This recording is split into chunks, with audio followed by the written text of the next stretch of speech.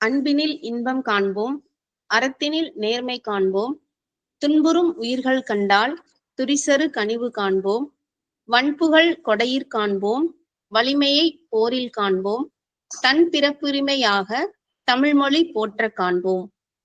முத்தரையனார் மலேசிய கவிஞர் அவர்களின் தமிழ் வாழ்த்தினை கொண்டு நம் தாய் தமிழை வணங்கி விழுதுகள் அறிவே ஆற்றல் 243ஆம் வார புத்தக கருத்து பகிர்வில் இணைந்துள்ள அத்தனை நல் உள்ளங்களுக்கும் வணக்கங்கள்.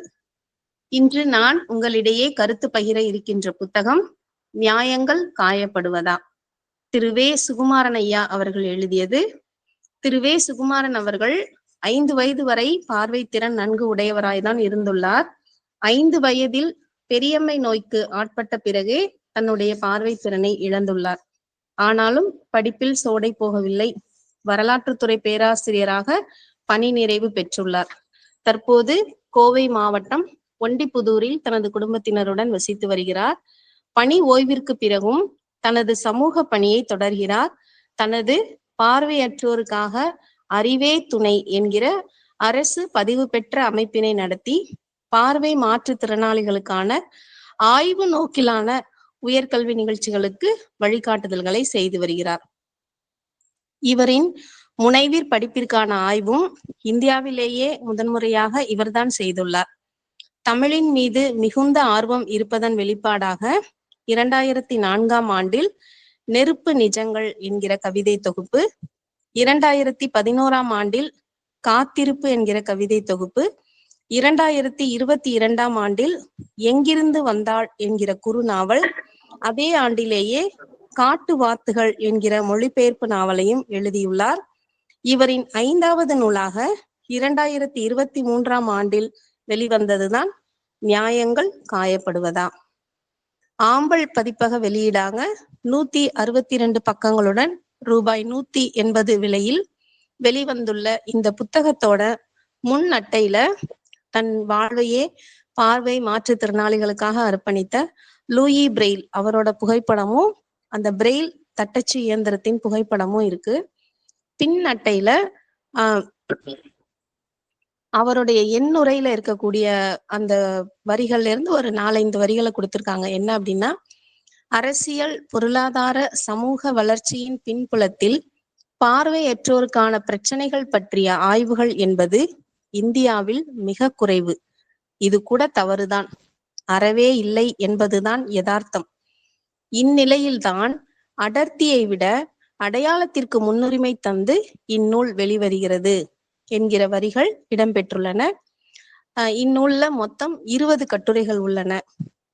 இந்த நூலை தொடங்கறதுக்கு முன்னாடி அவர் நன்றியுரையாக இந்த நூலுக்காக உதவியவர்கள் அனைவரையும் நினைவு கூர்ந்துள்ளார். அதே போல இந்த நூலுக்கான அணிந்துரையை விழிச்சவால் என்கிற பிரெயில் இதழின் ஆசிரியர் திரு நா. ரமணி அவர்கள் தந்துள்ளார். எண்ணுரை என்று தனது உரையை மிக செறிவான ஒரு உரையாக தந்துள்ளார்.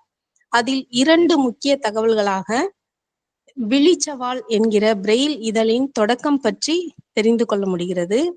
2வது, தமிழகத்தின் ஆகச்சிறந்த எழுத்தாளர்களில் ஒருவரான அசோகமித்ரன் அவருடைய 2 மகன்களும் பார்வை மாற்றுத்திறனாளிகளுக்கு புத்தகங்களை வாசிப்பவர்கள், அதாவது ரீடர்ஸ்னு சொல்லுவோம் இல்லையா, அந்த மாதிரி ஒரு சேவையை செய்து வந்துள்ளார்கள் அப்படிங்கிறத அவர் தன்னோட அந்த உரையில குறிப்பிட்டிருக்கிறார். இந்த 2 தகவல்களும் ரொம்ப முக்கியமான தகவல்களா நம்ம இந்த உரையிலிருந்து தெரிஞ்சுக்கலாம். இப்படியாக எண்ணுரையுமே ஒரு கட்டுரை போல தரவுகளுடன் அமைத்திருப்பது சிறப்பு. இந்த 20 கட்டுரைகளில் முதல் கட்டுரையாக இரு பெரும் அதிர்வுகள் அப்படிங்கிற தலைப்புல எழுதியிருக்காங்க. அதாவது என்னன்னா, 2016ஆம் ஆண்டின் இறுதி மாதங்களான நவம்பர், டிசம்பரில் நடந்த 2 சம்பவங்கள் இந்தியாவையும் தமிழகத்தையும் எப்படி உலுக்கியது என்று விவரிக்கிறார். முதல் சம்பவம் இல்லை அதிர்வு. நவம்பர் 8, 2016 இரவு 8 மணிக்கு தொலைக்காட்சியில் தோன்றிய பிரதமர் மோடியின் உரையில் ரூபாய் 1000, ரூபாய் 500 நோட்டுகள் செல்லாது என்று அறிவித்த தினம். இதில் நிகழ்ந்த குளறுபடிகளை அவர் பட்டியலிட்டிருக்கிறாரு. என்னன்னா அப்படின்னா, ஒரு மருத்துவமனையில இருந்த போது நம்ம எப்படி மருத்துவமனை செலவு செய்ய முடியாம தடுமாறி இருக்கோம், அன்றாட செலவுகள் செய்ய முடியாம எவ்வளவு தடுமாற்றம் நிகழ்ந்திருக்கு, மகளிரோட அந்த சிறுவாடுன்னு சொல்லக்கூடிய அந்த பணம் எவ்வளவு கஷ்டப்பட்டிருக்காங்க, மகளிர் எவ்வளவு தவிச்சு போனாங்க. அப்புறம் தானியங்கி இயந்திரங்கள் மூலமா நம்ம பணம் எடுக்கிறதுக்கு வங்கிகள்கிட்டையும் அந்த மிஷின் ஏடிஎம் மிஷின்கள்ட்டையும் நம்ம எவ்வளவு காத்து கிடந்தோம் அப்படிங்கறதெல்லாம்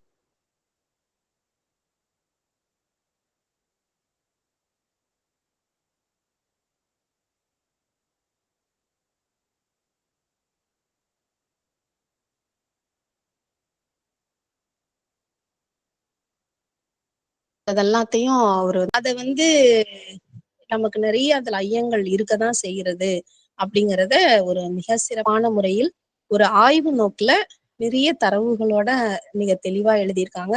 இது அந்த முதல் அதிர்வு.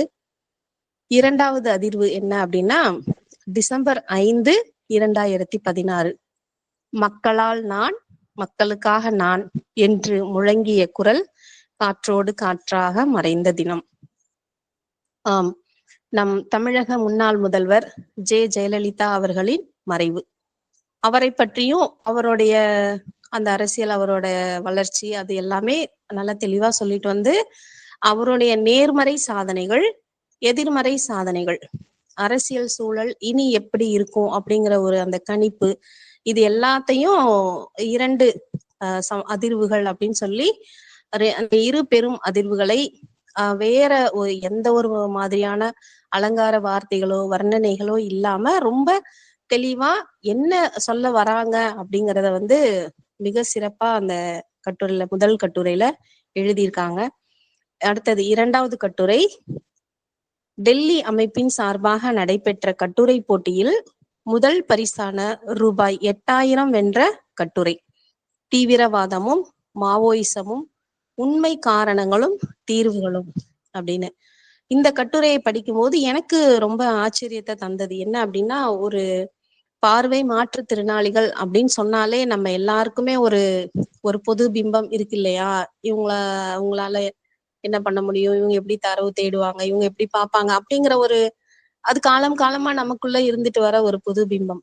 அந்த மாதிரிதான் அப்படி இருக்கிற அந்த பிம்பத்தையே அடிச்சு நொறுக்கிற மாதிரி அவர் அவ்வளோ நிறைய விஷயங்களை இந்த கட்டுரையில ஐயா சொல்லியிருக்கிறாங்க. அந்த நிலைமையை மாற்றணும் தான் அந்த மிக அறிவுபூர்வமான கருத்துக்களை தாங்கிய ஒரு கருத்து பெட்டகமாக அந்த கட்டுரை வந்து தனித்து விளங்குகிறது. அதனாலதான் இது வந்து ஒரு முதல் பரிசா தேர்ந்தெடுக்கப்பட்டிருக்கு அப்படின்னு கூட நம்ம சொல்லலாம். தீவிரவாதம்னா என்ன, மாவோயிசம்னா என்ன அப்படிலாம் நம்ம இந்த வார்த்தைகள்லாம் கேட்டாலே நம்ம என்ன நினைக்கிறோம், இது ஒரு குறிப்பிட்ட மதத்தினருக்கு, ஒரு குறிப்பிட்ட இனத்தினருக்கு அப்படின்னு நம்ம நினைக்கிறோம் இல்லையா. இதுவும் நம்மளுடைய சமூக கட்டமைப்பு. அப்படி இருக்கக்கூடிய அந்த நிகழ்வுகளை உண்மையிலேயே தீவிரவாதம்னா என்ன, மாவோயிசம்ங்கிறது என்ன, அந்த வினாக்களை எல்லாம் நமக்குள்ள ஏற்படுத்தி அந்த ஐயங்களுக்கெல்லாம் மிக தெளிவா மாவோயிஸ்டோட தோற்றம் என்ன, வளர்ச்சி என்ன, அதனுடைய வகைகள் என்ன அப்படிங்கறது எல்லாத்தையும் விளக்கி இந்த அமைப்புகள்லாம் ஏன் வந்து இன்னும் பெரிய அளவுல வந்து மக்களிடையே வந்து சேராம இருக்குது, எங்க தப்பு நடக்குது அப்படிங்கிறதையும் கரெக்டா சொல்லி அதுக்கான தீர்வுகளையும் அவங்க வந்து 2 விதமா சொல்றாங்க ஐயா. எப்படின்னா, சமூக நோக்கினால தீர்வுகள், அரசியல் நோக்கில் எப்படி வந்து இதை நம்ம தீர்க்க முடியும் அப்படிங்கறதெல்லாம் வந்து ஒரு பன்முக சிந்தனையோடு விவரத்திற்கும் பாங்கும் மிக அற்புதம். இதற்கான தரவுகளை இவர் பிரெயிலில் படித்தாரா, ஆடியோவாக கேட்டாரா என்ற நினைப்பு நமக்குள் எழாமல் இல்லை. ஏன்னா அவ்வளவு நிறைய தகவல்கள் சேகரிச்சு அந்த கட்டுரையை எழுதியிருக்காங்க. அடுத்தது 3வது கட்டுரை, மொழி சில சிறு குறிப்புகள் அப்படிங்கிற தலைப்புல எழுதியிருக்காங்க. இந்த கட்டுரையின வெளிச்சவால் இதழில் பாலகணேசன் அப்படிங்கிறவர் எழுதின ஒரு கட்டுரையோட தழுவல் அப்படிங்கிற மாதிரி வச்சுக்கலாம் அப்படின்னு ஆரம்பத்திலேயே குறிப்பிட்டிருக்கிறாரு. அதுல வந்து அந்த குழு மொழிகள் அப்படின்னு சொல்லி முதல்ல அவர் சொல்லும்போது நமக்கு அந்த வார்த்தை ரொம்ப புதுசா இருக்கு. குழு மொழிகள் என்னதான் இருக்கும், எந்த குழு மொழிகள் அப்படின்னு நம்ம யோசிக்கிறோம். ஆனா அது நம்ம வட்டார வழக்குன்னு நம்ம சொல்லுறோம் இல்லையா, அந்த வார்த்தையை தான் அவங்க இன்னும் அழகா அது ஒரு தமிழ் படுத்தி சொல்லியிருக்காங்களா அப்படிங்கிற மாதிரி எனக்கு தோணுச்சு. குழு மொழிகள் அப்படின்னு சொல்லிட்டு அதுல வந்து அவங்க நிறைய அந்த கோயம்புத்தூர் பக்கம், பொள்ளாச்சி பக்கம் பேசுற வார்த்தைகள், மலையாளிகளை வந்து 12:45 ஏன் சொல்றாங்க அப்படிங்கிற அந்த அந்த வார்த்தைகள், அதுக்கான சூழலா ஐயா வந்து ரொம்ப சிறப்பா விளக்கி இருக்கிறாங்க. அதே போல இசைத்துறையில பயன்படுகிற மொழி பற்றி சொல்லியிருக்காங்க. தேனீக்களோட மொழி என்ன, டால்பினோக்களோட டால்பினாதி அப்படிங்கிற ஒரு மொழி பற்றிலாம் அவரு சொல்றது ரொம்ப சிறப்பான தகவல்களா நமக்கு இருக்குது. அதுக்கப்புறமா அவர் வந்து அந்த மொழியின் தோற்றம் அப்படின்னு சொல்ற அந்த பத்தியில, மனிதன் தகராறு செய்ய தொடங்கிய போதுதான் மொழி தோன்றியதாக ஹஃப் தாமஸ் தன்னுடைய அன்பினிஷ்ட் ஹிஸ்டரி ஆஃப் த வேர்ல்ட் அப்படிங்கிற நூலில் குறிப்பிட்டிருக்கிறாரு அப்படிங்கிற தகவலை நமக்கு சொல்றாங்க, நூல் ஆசிரியர் சொல்றாங்க. இந்த தகவலும் ரொம்ப புதுமையா இருந்தது. நம்ம எல்லாருமே மொழி இப்படி வளர்ந்துருக்கோம் அப்படி வளர்ந்துருக்கோம், நம்ம எல்லார்கிட்டையும் ஒரு கருத்துகள் இருக்கும். அதுல இந்த நூலாசிரியர் என்ன, யாரை மேற்கோள் காட்டியிருக்காங்க அப்படிங்கிறது, இந்த புத்தகம் பெயர், இதெல்லாம் இன்னும் நம்ம தொடர்ந்து தேடுறதுக்கு ஒரு தூண்டுதலா இருக்கிறது நிச்சயமா ஒரு நல்ல விஷயம். அதே போல பெண்ணுக்கு மொழி உண்டா அப்படிங்கிற ஒரு பேராகிராஃப் எழுதியிருக்காங்க. அந்த பெண் மொழி அப்படிங்கிறத படிச்ச உடனே எனக்கு வந்து இன்னொரு கட்டுரை என்ன ஞாபகத்துக்கு வந்ததுன்னா, நம்ம அறிவியாற்றல்ல கூட இருக்கிறாங்க அவங்க, இந்துமதி கணேஷ்ன்னு சொல்லிட்டு. அவங்க வந்து சீன பெண்களின் மொழி அப்படின்னு ஒரு கட்டுரை எழுதியிருந்தாங்க. அதுலயும் அவங்க வந்து ரொம்ப நுணுக்கமா அந்த சீன நாட்டுல இருக்கிற பெண்கள் தங்களுக்குள்ளார வீட்டுல இருக்கிற அந்த ஹவுஸ் ஒய்ஃப் நம்ம சொல்லக்கூடிய அந்த பெண்கள் வந்து தாங்கள் நெய்கிற அந்த ஆடைகளின் மூலமா எப்படி பேசிக்கிறாங்க அப்படிங்கிற ஒரு கருத்தை வந்து அந்த அவங்களோட கட்டுரையில சொல்லியிருப்பாங்க. அந்த விஷயம் இந்த பெண்மொழி அப்படிங்கிற வார்த்தை படிச்சோன்னே ஞாபகத்துக்கு வந்தது. அதனால அதையும் இந்த இடத்துல உங்களிடம் நினைவு கூறதுல சந்தோஷம்.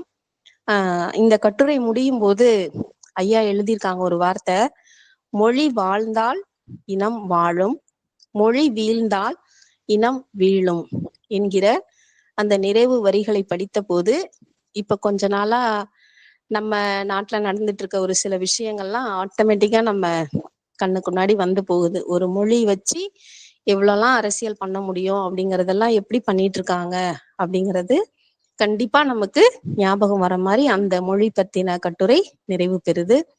அடுத்து 4வது கட்டுரை வந்து மத்திய அரசோட வரவு செலவு நிதி அறிக்கை பற்றிய ஒரு குறுக்கு வெட்டு பார்வை அப்படின்னு போட்டுட்டு எப்படி எவ்வளோ அவங்க சொல்லியிருக்காங்க அப்படின்னா, ஒரு தேர்ந்த பொருளாதார வல்லுநர் போல கடந்த கால பட்ஜெட், தற்போதைய பட்ஜெட், முன்னாடி இதுக்கு முன்னாடி இருந்த நிதி அமைச்சர்கள், நம்ம காங்கிரஸ் காலத்துல இருந்தது எப்படி, இப்போ எப்படி போயிட்டு இருக்கு, மக்களுக்கான வரி விதிப்புகள்லாம் எப்படி இருக்கு அப்படிங்கறது எல்லாத்தையுமே அவர் ஒப்பிட்டு எழுதியிருக்கதை பார்க்கும்போது உண்மையாவே நமக்கு ஒரு எக்கனாமிக் புக் படிக்கிற மாதிரி ஒரு உணர்வு வந்தது. அந்த அளவுக்கு அவங்க ஐயா வந்து சிறப்பா எழுதியிருக்காங்க. இந்த கட்டுரையிலையும் அவர் இறுதியா பிரெஞ்சு நாட்டோட ஒரு புகழ்பெற்ற ஒரு கோட் சொல்றாங்க, nobles did not pay, the clergy could not pay, the common had to pay. அதாவது பிரபுக்கள் வரி செலுத்தவில்லை, மத குருமார்களால் வரி செலுத்த முடியவில்லை, பொதுமக்கள் வரி செலுத்த வேண்டியிருந்தது அப்படிங்கிற அந்த கருத்து. அதை சொல்லி அவங்க நிறைவு செய்யறாங்க. நமக்கு நம்ம ஊர்ல வரக்கூடிய CGST, SGST, toll gate, income tax, professional tax, இது எல்லாம் நம்ம ஞாபகத்துக்கு கண்டிப்பா வந்துட்டு போகும் இந்த கட்டுரை படிக்கும்போது. இது மாதிரி ஒரு அந்த நிதிநிலை அறிக்கை பத்தி ஒரு சிறப்பான கட்டுரை வந்து 4வது கட்டுரை. அடுத்தது 5வது கட்டுரை, வார்த்தைகள் இல்லை அப்படின்ற தலைப்புல எழுதியிருக்காங்க. எதற்காக வார்த்தைகள் இல்லை என்று அந்த கட்டுரை நம்ம படிச்சோம் அப்படின்னா, 80% அறிவு பார்வையால் கிடைக்கிறது, அதில் 33% அறிவு வீணடிக்கப்படுகிறது என உளவியல் விஞ்ஞானம் கூறுகிறது அப்படின்னு ஒரு தகவலை நமக்கு ஐயா சொல்லிட்டு அதுக்கப்புறம் சொல்றாங்க, இதில் பார்வையற்றவர்களுக்கு வெறும் 20% அறிவே, அதுவும் பிரெயில் எழுத்துக்கள் வழியாகத்தான் அப்படிங்கும் போது ஒரு சக மனுஷியா நம்ம மனம் கலங்கதான் செய்யுது. ஏன்னா நம்ம புத்தகம், அச்சு புத்தகங்கள் வாசிக்கிறத பத்தி நம்ம பக்கம் பக்கமா பேசுவோம், நிறைய சொல்லுவோம், நிறைய இந்த புத்தகம் அப்படி, இந்த புத்தகம் அப்படி, இந்த புத்தகம் வாசிப்புனால நமக்கு இதெல்லாம் கிடைக்கும் அப்படின்னு எல்லாம் நம்ம சொல்றோம். ஆனா நம்ம படிக்கிற அதே அளவுக்கு பார்வை மாற்றுத்திறனாளிகளால படிக்க முடியுதா, அவங்க அந்த அளவுக்கு விஷயங்களை கெயின் பண்றாங்களா அப்படின்னு ஒரு கொஸ்டின் வச்சோம் அப்படின்னா அதுக்கு நம்ம என்ன பதில் சொல்ல முடியும் அப்படிங்கிறது ஒரு பெரிய வினா அப்படிங்கிற மாதிரிதான் இருந்தது. நாம வந்து ஷேர் பண்ணலாம் அவங்க கூட, நான் இந்த புக்கு படிச்சோம் அப்படின்னு சொல்லி நம்ம வந்து நிறைய கருத்துக்களை அவங்க கூட பகிர்ந்துக்கிட்டா கூடவும், நாம எப்படி நம்ம பார்த்து படிக்கிறோமோ அது போல அது அவங்களும் அது படிச்சு உணர்ந்தாதான் அது அவங்களுக்கான முழுமையான சந்தோஷமா இருக்கும் அப்படிங்கிறதுதான் உண்மை இல்லையா? அப்போ அந்த மாதிரியான நேரத்துல அவங்களுக்கான படிக்கிறதுக்கான நிறைய புத்தகங்கள் படிக்கிறதுக்கான வாய்ப்பு இல்லாம போற அந்த ஒரு சூழல்ல புதிய தலைமுறை இதழ் வந்து இவங்கள மனசுல வச்சுட்டு அந்த பிரெயில் பிரெயில்ல இந்த புதிய தலைமுறை இதழை கொண்டுட்டு வரோம். எங்களுக்கு வந்து சிடியாவோ இல்ல இதை ஒரு ஆடியோ புக்கா போட்டா பிரெயிலை விட எங்களுக்கு விலை கம்மியா தான் போகும். ஆனா அவங்களுடைய அந்த வாசிப்பு ஆர்வம் வந்து குறைஞ்சிடக்கூடாது அப்படிங்கறதுக்காக தான் நாங்க இதை வந்து பிரெயில்ல செய்யறோம் அப்படின்னு சொல்லி அப்போ புதிய தலைமுறை ஆசிரியரா இருந்த மாலன் சொல்லியிருக்கிறாரு. அதனால வந்து இப்ப புதிய தலைமுறை இதழ் வந்து பிரெயில்ல கிடைக்கிறது எங்களுக்கு, நாங்க அவ்வளோ தகவல்கள் நாங்க தெரிஞ்சுக்கிறோம். இதெல்லாம் நாங்க அந்த பிரெயில்ல படிக்கும்போது புதிய தலைமுறை இதழுக்கு நன்றி அப்படிங்கிறத தாண்டி சொல்றதுக்கு எங்கிட்ட வேறு வார்த்தைகள் இல்லை அப்படின்னு இதயம் நெகிழ சொல்றதுதான் அவரு தலைப்புல வார்த்தைகள் இல்லை அப்படின்னு போட்டிருக்கிறாரு. அதுவும் அந்த கட்டுரையும் படிக்கும்போது நிச்சயமா நம்மளால முடிஞ்ச ஏதாவது செய்யணும், வாசிப்புக்கு ஏதாவது கண்டிப்பா செய்யணும் அப்படிங்கிற எண்ணம் தோன்றுச்சு. அடுத்தது 7வது கட்டுரை ரொம்ப முக்கியமான ஒரு கட்டுரையா நானும் பாக்குறேன். மனிதனுக்கு இருக்கின்ற முழுமையை வெளிக்கொணர்வதுதான் கல்வி என்றார் விவேகானந்தர். ஒரு பேனாவையும் துண்டு தாளையும் கொடுங்கள், தான் யார் என்பதை வெளிப்படுத்தி விடுவார் என்று கல்வியின் நோக்கம் பற்றி ரிச்சர்ட் லிவிங்ஸ்டன் கூறுகிறார். ஸ்பிளிட் புஜர் என்பவரின் கூற்றின்படி ஒரு குழந்தை சட்ட ரீதியாக பிறந்தாலும் சட்டத்திற்கு அப்பாற்பட்டு பிறந்தாலும் குழந்தை என்று மண்ணில் பிறந்து விட்டால் அதற்கு இந்த மண்ணில் வாழும் சகல உரிமையும் உண்டு என்பதை தன்னுடைய ஃபேமிலி சிஸ்டம் இன் பிரெயின் அப்படிங்கிற நூல்ல அந்த ஸ்பிளிட் புஜர் எழுதியிருக்கிறாரு. இந்த கோட்ஸ் எல்லாம் கொடுத்துட்டு அதுக்கு பிறகு ஐயா தன்னோட கட்டுரை எப்படி தொடங்குறாங்கன்னா, இந்த குழந்தை என்பதில் மாற்றுத்திறனாளிகளும் உண்டுதானே, அப்ப அந்த குழந்தைகளுக்கான கல்வி முறையை பற்றியும் மிக தரவுகள் என்னென்ன, என்ன மாதிரி எல்லாம் வந்து இவங்க அந்த கல்வியை பெறுவதற்கு எவ்வளோ போராட்டங்களை கடந்து வந்திருக்காங்க. இன்னைக்கு நம்ம வந்து ஈஸியா ஸ்கூல்ல சேர்க்க வேண்டியதானே, படிக்க வைக்க வேண்டியதானே அப்படின்னு நம்ம சொல்லிடுறோம். ஆனா அந்த கல்வியை பெறத்திற்கு அவங்க எவ்வளவு போராட்டங்கள் நடந்திருக்கு அப்படிங்கறதெல்லாம் அவங்க ஐயா வந்து தரவுகளோட சொல்றாங்க. இந்த இடத்துல என்னுடைய அந்த பணி அனுபவத்தை சொல்லணும் அப்படின்னு நினைக்கிறேன். Integrated education for disabled, IET அப்படின்னு சுருக்கமா சொல்லுவாங்க. அதுக்கப்புறமா வந்து இந்த திட்டம் வந்து inclusive education for disable. Integrated அப்படிங்கும்போது என்ன அப்படின்னா மாற்றுத்திறனாளிகளையும் ஒருங்கிணைத்த கல்வி திட்டம் அப்படின்னு சொன்னாங்க. அதாவது மாற்றுத்திறனாளி மாணவர்கள் நம்ம ஊருக்குள்ள இருந்தாங்க அப்படின்னா அவங்களையும் நம்ம நார்மல் ஸ்கூல்ல சேர்த்து படிக்க வைக்கணும், கண்டிப்பா சேர்க்கணும் அப்படின்னு. அதுக்கு பிறகு இப்போ சமீபமா என்ன வார்த்தை போய்கிட்டு இருக்குன்னா அதே ஐஇடி தான் சுருக்கமா. ஆனா விவரம் வந்து என்ன ஆகுதுன்னா இன்க்ளூசிவ் எஜுகேஷன் ஃபார் டிசேபிள்டு, அதாவது மாற்றுத்திறனாளிகளையும் உள்ளடக்கிய கல்வி திட்டம் அப்படின்னு சொல்லிட்டு இப்போ இந்த பேர்ல தான் இயங்கிட்டு இருக்கு. இன்னைக்கும் அரசு பள்ளிகள்ல எல்லாம் வந்து பாத்தீங்கன்னா டீச்சர்ஸுங்க ரொம்ப சர்வசாதாரணமா ஒரு எந்த ஒரு டிசேபிள் குழந்தையுமே அவங்களுடைய டிசேபிள் அதை குறிப்பிட்டு சொல்லாம ஒட்டுமொத்தமா அவங்க சொல்றது வந்து ஐஇடி குழந்தை அப்படிதான் சொல்லுவாங்க. ஐஇடிக்கு என்ன விரிவாக்கம்னு கேட்டா நிறைய டீச்சர்ஸ்ங்களுக்கு தெரியவே தெரியாது. அவங்களுக்கு வந்து அது இன்டகிரேட்டட் எஜுகேஷனா இன்க்ளூசிவ் எஜுகேஷனா எதுவுமே தெரியாது. அவங்கள பொறுத்த வரைக்கும் அது ஐஇடி குழந்தை அப்படின்னு தான் சொல்றாங்க. இப்போ ஒவ்வொரு குழந்தைக்கும் கல்வி அடிப்படை உரிமை அப்படின்னு சொல்லியாச்சு. அப்ப இந்த சிறப்பு குழந்தைகளுக்கும் கல்விங்கிறது அடிப்படை உரிமை. இப்போ சிறப்பு பள்ளிகள்ல பயிலும் போது தங்களுடைய அந்த அன்றாட வேலைகளை, அந்த டெய்லி லிவிங் ஸ்கில்ஸ் அப்படின்னு நம்ம சொல்றோம் இல்லையா, அந்த ஒரு சாதாரண குழந்தை செய்யக்கூடிய ரொம்ப சாதாரணமா இயல்பா செய்யக்கூடிய ஒரு வேலை ஒரு மாற்றுத்திறனாளி குழந்தைக்கு எவ்வளவு சிரமமா இருக்கு. அப்ப அந்த வேலைகளை செய்யறதுக்கு அந்த குழந்தைங்க வந்து அவங்களுக்கான அந்த ஸ்பெஷல் ஸ்கூல்ல இருந்து அந்த ஒரு 5ஆம் வகுப்பு வரை அல்லது ஒரு 6ஆம் வகுப்பு வரை அப்படிங்கிற லெவல்ல அவங்க அந்த தன்னுடைய அடிப்படை தேவைகளை எல்லாம் செய்யறதுக்கு கத்துக்கிட்டாங்க. அதோட அந்த பேசிக் ரீடிங் ரைட்டிங் இதெல்லாம் கத்துக்கிட்டு அதுக்கப்புறமா அந்த நார்மல் ஸ்கூல்ல மெயின் ஸ்ட்ரீம் அப்படிங்கிறது தான் இவங்க சொல்ல வர இந்த திட்டத்தோட நோக்கம். இந்த ஐஇடின்னு சொல்லக்கூடிய இந்த திட்டத்தோட நோக்கம்.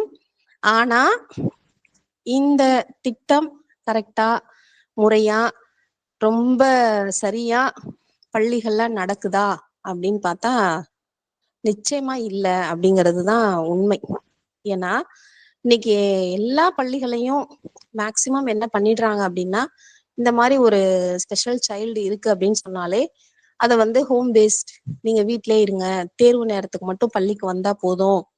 அதையும் பள்ளியில வந்து என்ன பண்ணிடுறாங்க அப்படின்னா, அந்த குழந்தைக்கு அடையாள அட்டை இருக்கு இல்லையா, ஊனமுற்றோருக்கான அடையாள அட்டை இருக்கு இல்லையா, அதை வச்சு நம்ம வந்து எக்ஸாம் எழுதுறதுக்கு ஒரு அசிஸ்டன்ட், அத ஸ்கிரைப், சொல்வதை எழுதுபவர், அவங்கள நம்ம நியமிச்சுக்கலாம்.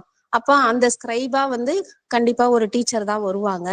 அவங்க வந்து எழுதிடுவாங்க, எக்ஸாம் எழுதிடுவாங்க, அந்த குழந்தை பாஸ் ஆயிடும். அதுக்கப்புறம் என்ன கவலை, நம்ம வந்து நம்ம ஃபோக்கஸ் பண்ண வேண்டியது இந்த நார்மல் பசங்களை தான். இவங்களே போய் பரீட்சை எழுதும் போது கஷ்டப்படுவானுங்க, ஏதாவது தப்பு பண்ணிடுவானுங்க அப்படின்லாம் அவங்க வந்து இன்னைக்கு இருக்கக்கூடிய இந்த அரசு பள்ளிகள்ல இந்த மாதிரியான சூழல் நிறைய இருக்கு. ஆனா இதுவுமே என்ன ஆகுது அப்படின்னா, இப்போ ஒரு ஆசிரியர் வராங்க, எழுதுறாங்க, பாஸ் ஆகுறாங்க, அது சரிதான், அது அவங்க ஒரு மனிதாபிமான அடிப்படையில செய்யறாங்க. ஆனா அந்த குழந்தையோட கற்றல் அடைவு திறன் அப்படின்னு என்ன அப்படின்னு பார்த்தோம்னா நிச்சயமா ஒண்ணுமே இருக்காது. ஒரு வருஷம் ஃபுல்லா அந்த குழந்தை ஸ்கூலுக்கே வராது, நேரா தேர்வுக்கு வருவாங்க. அந்த 5 நாள் மட்டும் தேர்வு நடக்கிற நாளுக்கு மட்டும் பள்ளிக்கு வருவாங்க. அவங்களுக்கு எக்ஸாம் எழுதுறதுக்கு ஒரு டீச்சர் வருவாங்க. அந்த ஹால்ல 3 மணி நேரம் அவங்கள தனியா உட்கார வச்சு அவங்க கொஸ்டின் ரீட் பண்ண, இந்த குழந்தை ஆன்சர் சொல்லணும், இதுதான் இப்படிதான் நடக்கணும். ஆனா அந்த குழந்தைக்கு எதுவுமே தெரியலங்கும் போது அந்த டீச்சர் வந்து அந்த குழந்தை மேல இருக்கக்கூடிய ஒரு அந்த பாவம், சரி ஏதோ எழுதிட்டு போட்டோம், பாஸ் ஆயிட்டு போட்டோம் அப்படின்னு என்ன பண்றாங்க, எதையோ பாஸ் ஆகுற அளவுக்கு எழுதி வச்சுட்டு வராங்க. இப்ப அரசாங்கம் நினைச்சது ஒண்ணு செயல்படுத்த, ஆனா இங்க நடந்துட்டு இருக்கிறது ஒண்ணா இருக்குது. அப்போ ஒரு திட்டம் அறிவிக்கிறதுக்கும் அதை நடைமுறைப்படுத்துறதுலயும் எவ்வளவு சிக்கல்கள் இருக்கு.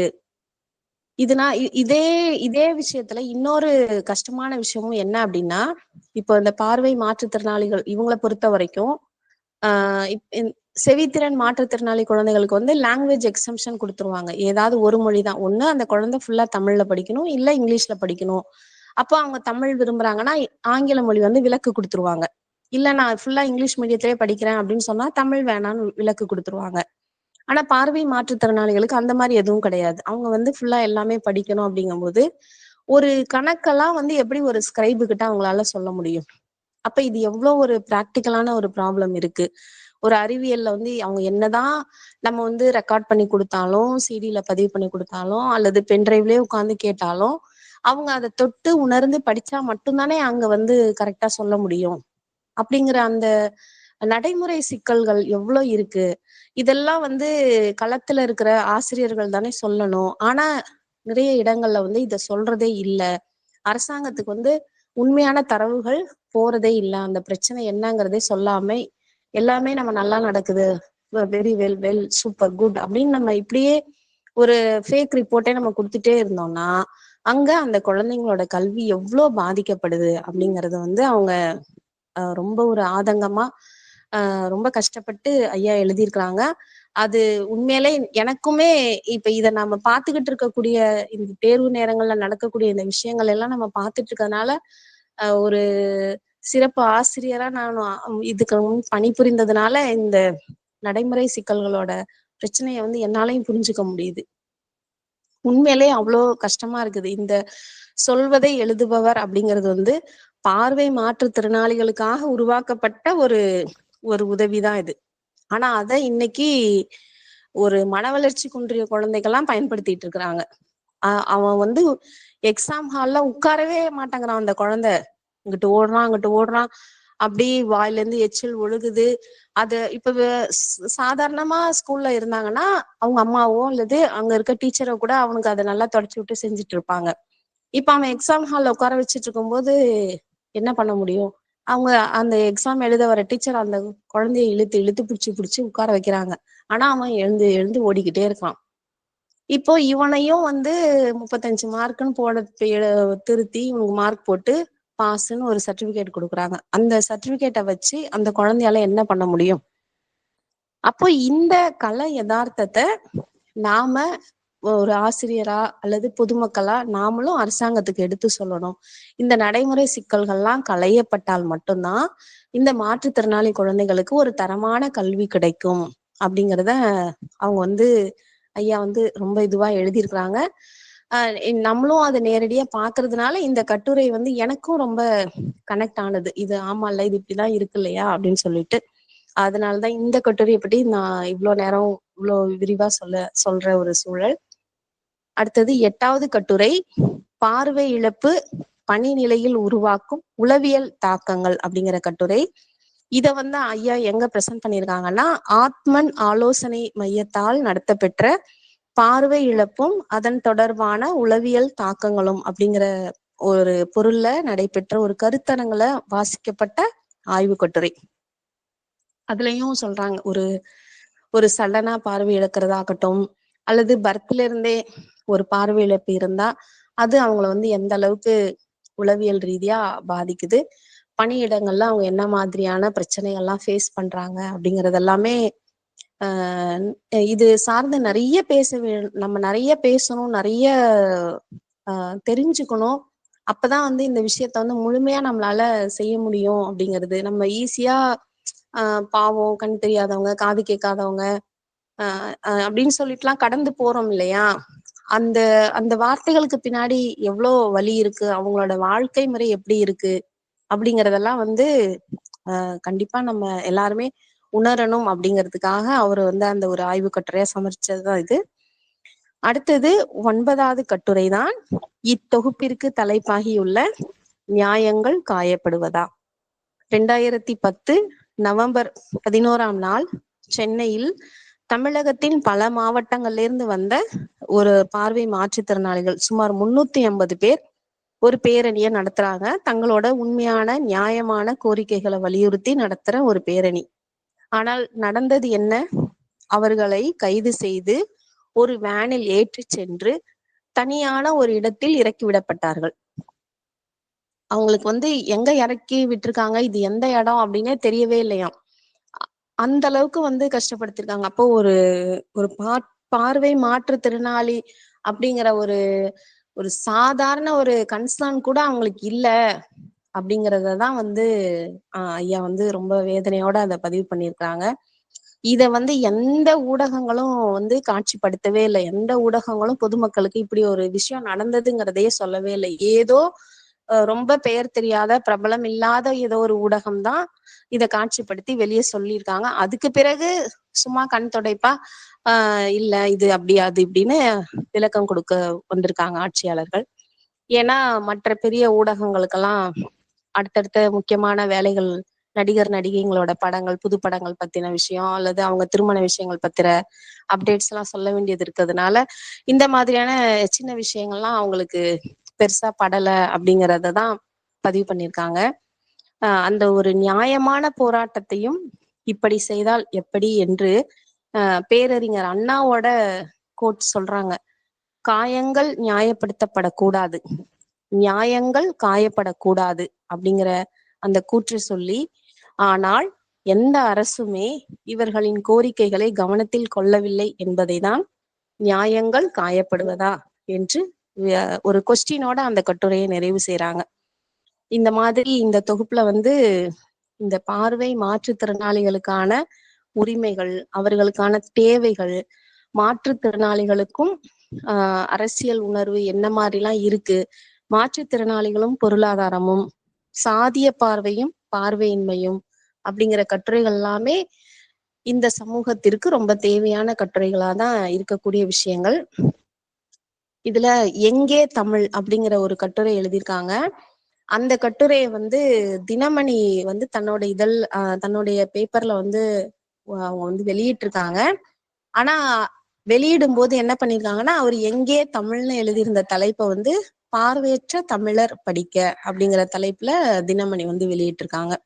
அதாவது என்ன அப்படின்னா, இவங்களுக்கான அந்த நிறைய இப்ப டெக்னாலஜிஸ் எல்லாம் வந்துருச்சு நம்ம சொல்றோம், நிறைய வசதிகள்லாம் வந்துருச்சு. ஆனா அது எல்லாமே ஆங்கிலத்துலதான் இருக்கு, நிறைய ஆங்கிலத்துலதான் இருக்கு. எல்லா பார்வை மாற்றுத்திறனாளிகளும் ஆங்கிலத்துல புலமை பெற்று அதை ஹேண்டில் பண்ண தெரியுமா அப்படின்னா நிச்சயமா இருக்காது இல்லையா?